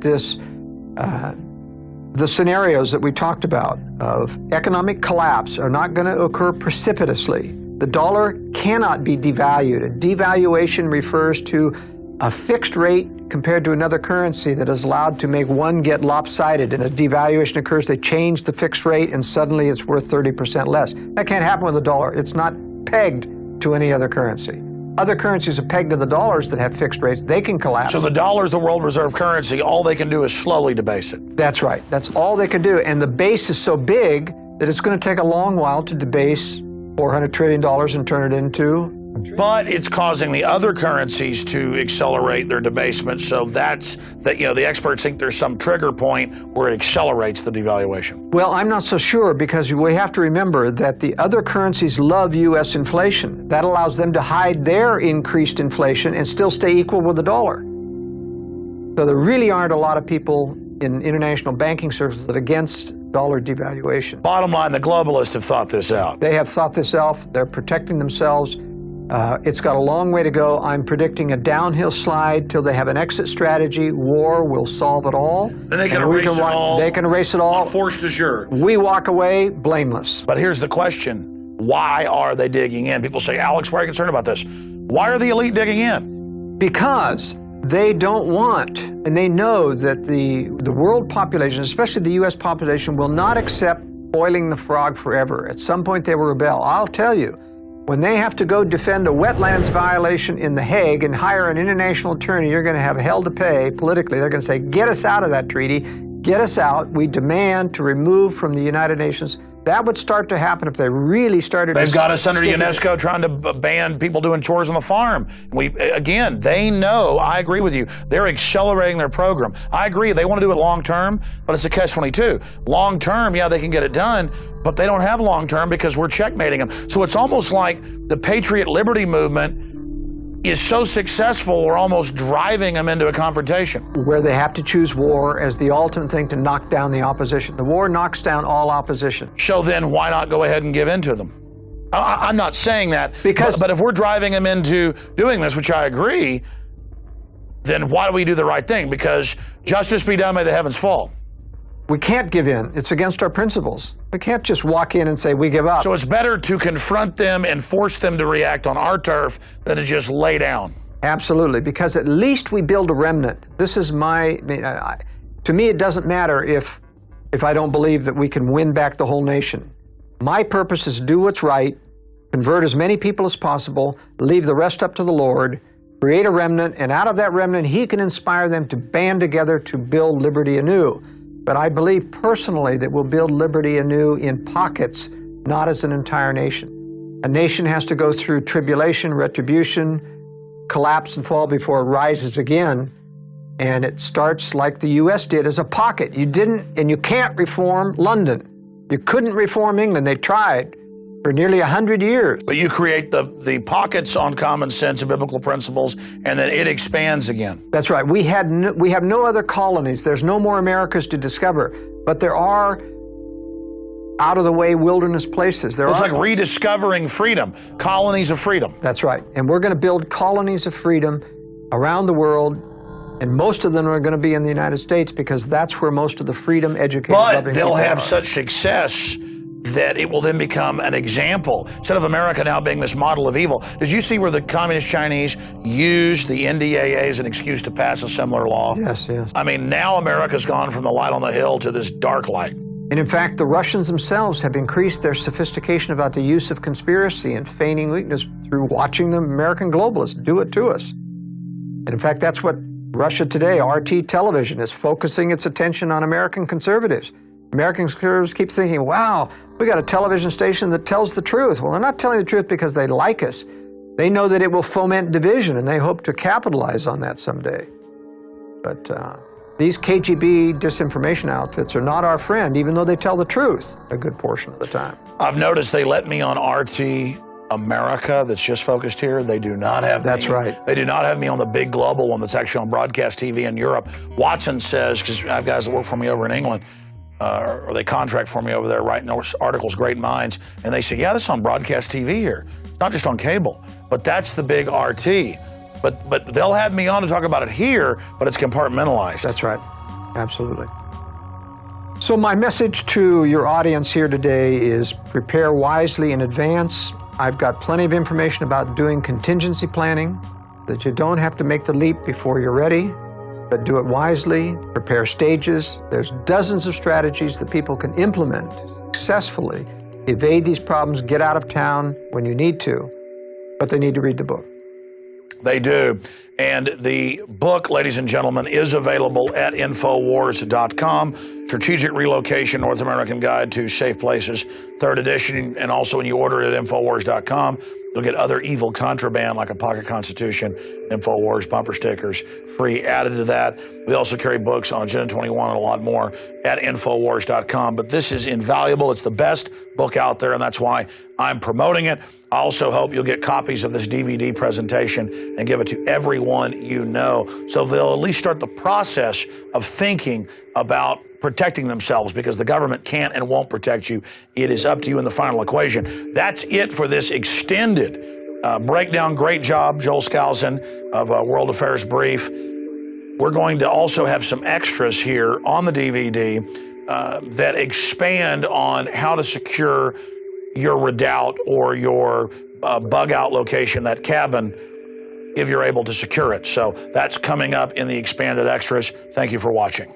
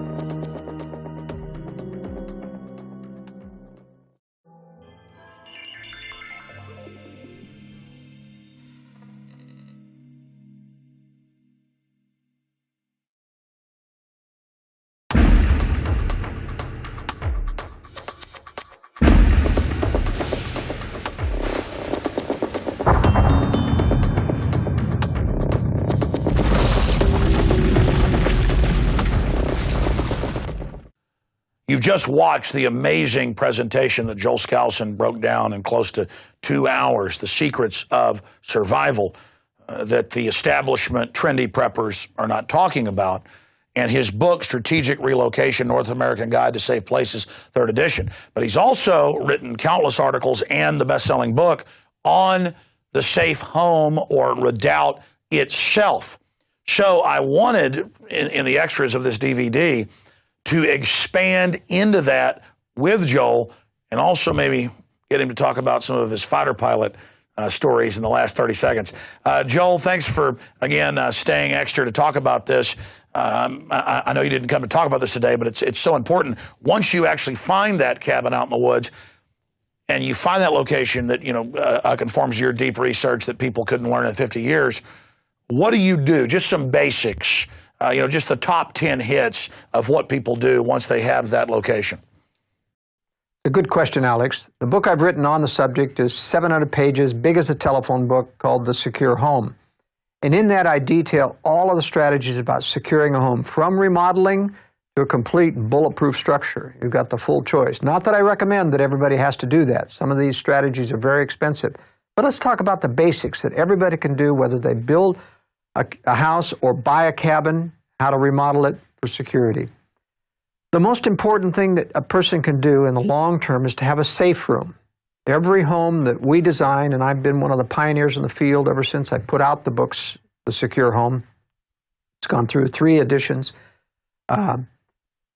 is to have a safe room. A safe room does many things. One, it provides a redoubt that you can get into the house. If you don't want to confront anybody coming in, you can get in. They can't get to you. You've got communications, you've got water, you've got food, you've got electricity from solar, battery banks. Everything is internalized and kept within that, so that if they would shave down the house around it, and it's still self-contained for a certain period of time. These safe rooms can be as simple as a hardened master bedroom closet system, including a master bath. And we developed a special technique called gravel wall construction. You take down the sheetrock in a house, and you put up plywood instead, and you fill it with gravel, sharp-edged gravel, a 2x4 wall. Under all the tests that we've done, will take any high-powered rifle except a .50 caliber Browning, and it will stop those bullets. Chew them up, multiple shots. You can't get through gravel wall. You can get through concrete, but not gravel wall. It's an amazing, cheap, and inexpensive way to secure. Because when you blast it out, more falls into place. That's right, exactly. And when it's sharp edge, you can't use pea gravel. If it's sharp edge, it kind of locks in as the bullet hits it, and you just dig through it. So it's a cheap man's way to almost have armor that grows back. That's exactly right. It really is. You can put it in ceilings. It's not that heavy that you can't secure top, bottom, ceiling, and walls. Then one of the strategies that I recommend in terms of security is stop the ease at which people can get into the home. And so that means hardening the doors, the front doors. The essential thing is to get steel jambs on the doors instead of wood. So you want a steel utility door. If you want a fancy looking door, you can overlay it with wood and make it look like an overlay door. But you want a steel door. And you can even, we've developed a principle where you can bulletproof a steel utility door. Now, there's only one manufacturer that we've been able to find that you can do this with. It's a door by Dean Steel Doors out of San Antonio, pretty close to you. They're the only doors where the steel plate on either side is interlocked physically. So if you strip out the insulation, by taking off the top one, strip out the insulation, you can fill that door with gravel, and it becomes bulletproof to every handgun known to man. Not rifle bullets, but at least it's bulletproof to handguns. Weighs heavy, use ball bearing hinges, put that in a steel jam, 14 gauge steel, and you've got yourself nearly a vault door for about 1/5 the price. That's a real hint. So once you've secured the outside of the doors, the windows become the vulnerable spot. Can't get in the doors, they go to the windows. There is window film that you can buy out of very high tensile mylar plastic that you put on with an adhesive, and it becomes like a car window, like the windshield. Tempered glass, yeah, but you break it and you can't get through it. Very, very tough stuff. That's a way to secure windows. We can design even bulletproof shutters out of bulletproof steel, and we've done so on various homes with special ball bearing rollings, so you can just close it up and shut it down. But it limits the design because you've got to have room beside each window to either have opening shutters or sliding shutters that close that off. But let me go to a strategy about the master bedroom. This is a very important strategy. The worst thing you want to do is be asleep at night and have somebody get into that master bedroom or break it open, and you're trying to wake up, fumble, even if you have a weapon, trying to find it. That's been my plan, is to secure the master bedroom, not just from reading your book, but even before I read it or scanned over it, I'd actually thought, I sleep like the dead. So I would love to sleep in something that was like an armored. That's right. That means hardening that door. At the least, you need a solid core door with a special strike here that has long bolts that go in so that they can't break open that wood jamb. The wood jamb is the weakest part of the door. They're made out of very flimsy pine generally. So even if you have a solid core door and you don't have a reinforced jamb, you can still break it down because the jamb gives way. So I like to put reinforced steel plates on there so the jamb is tight and going into the wood structure at the minimum. And for a good home, we'll go ahead and put steel utility doors. Doesn't have to be gravel-filled, but put steel utility doors in a master bedroom. You want a safe room in a master bedroom where you can be secure if there's an intrusion. You don't want them to get through the master bedroom and surprise you, so that you've got time to get your weapon, call 911, etc.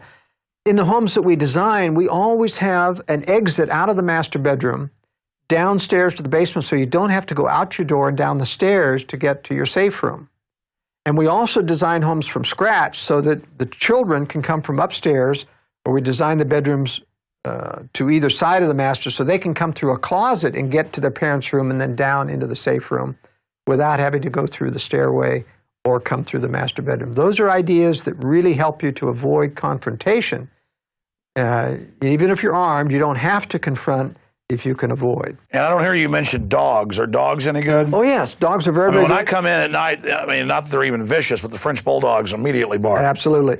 Geese are even better than dogs. Geese on the outside will make a racket and even attack people coming in. Oh, I've run into geese running into me and attacking me just in neighborhoods, walking by a pond. Very interesting thing to do. Now, I'm worried the honking will wake me up, you know, if a possum comes by at night. That's right.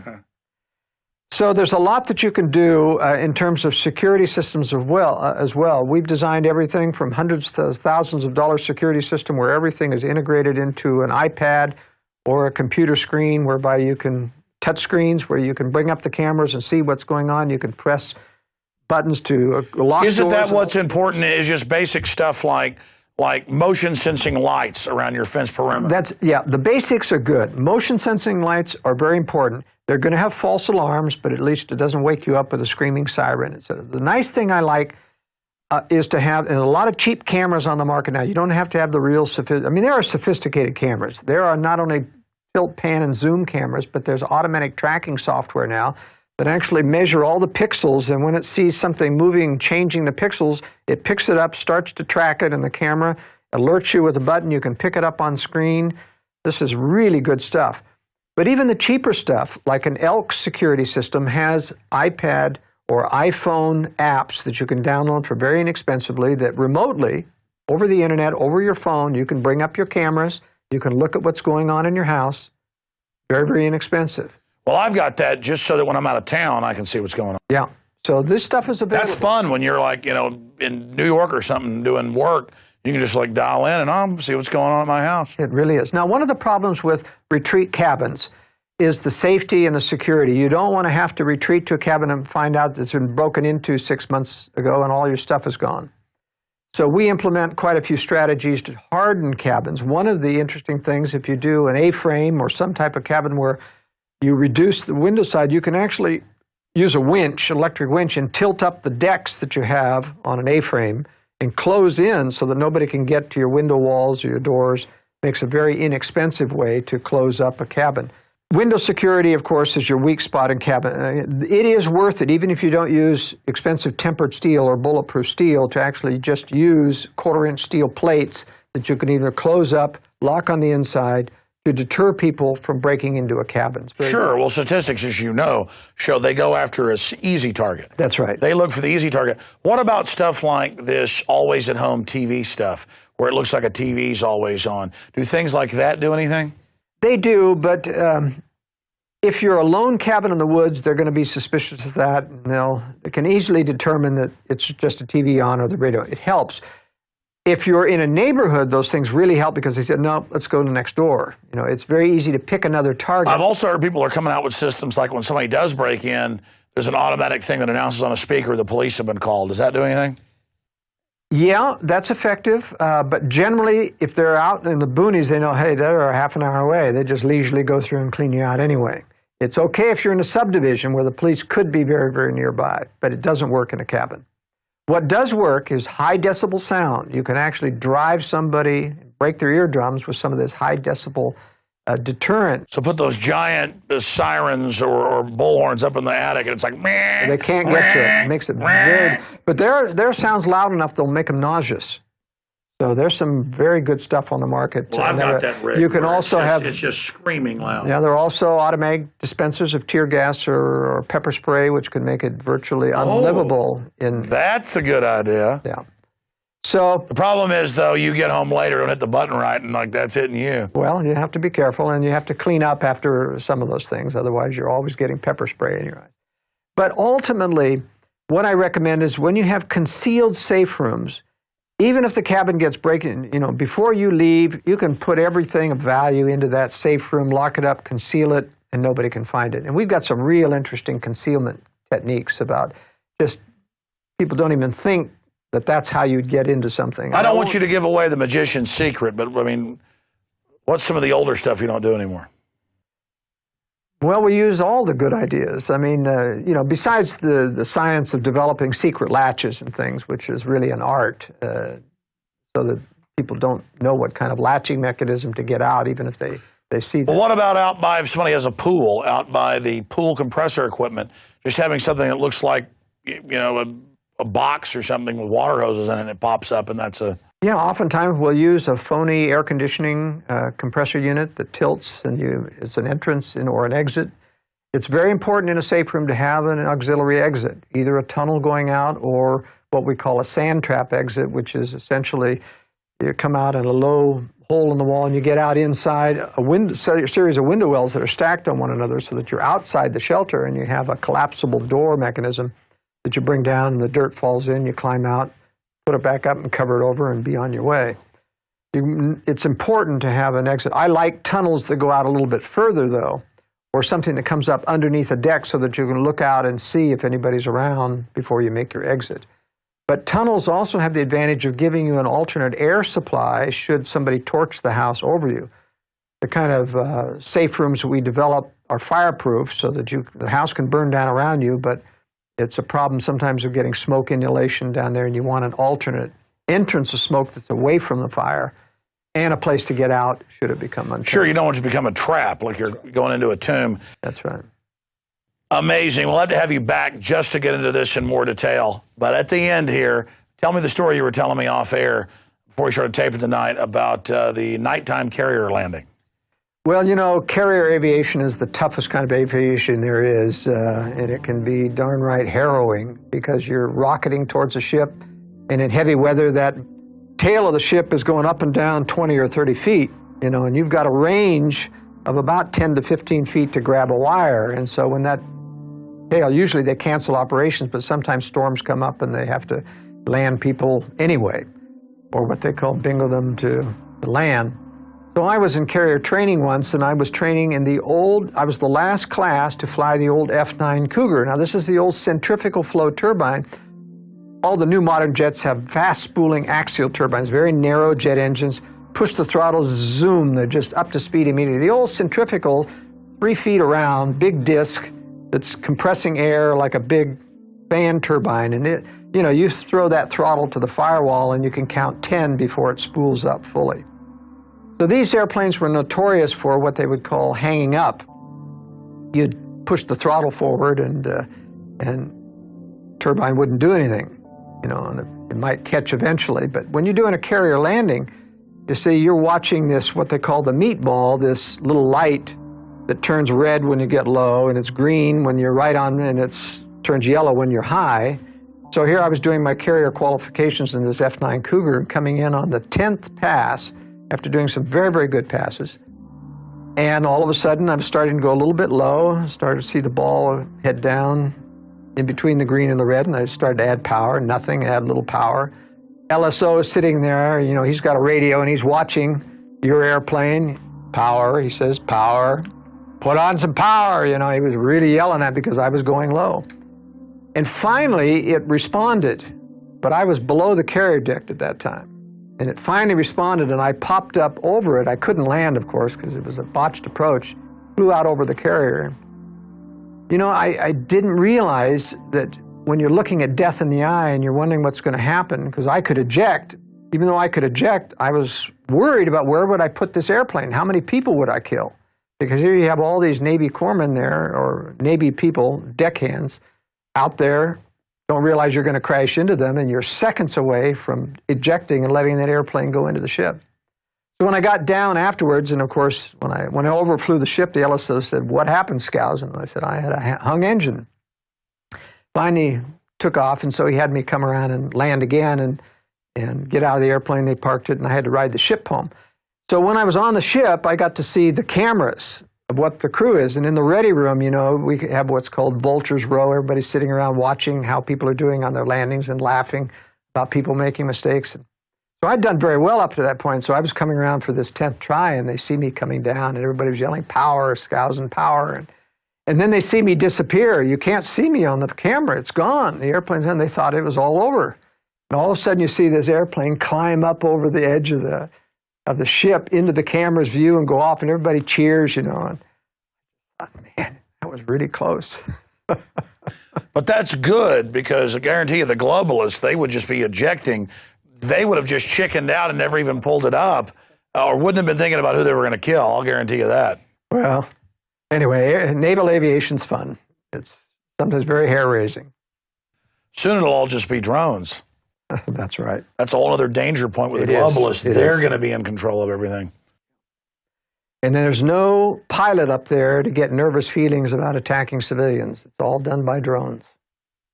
No conscience anymore. No conscience anymore. They really want a technocratic system. Yeah. We better beat them soon. Joel, thank you so much. Pleasure, Alex. Great job, folks. The book is Strategic Relocation, North American Guide to Safe Places.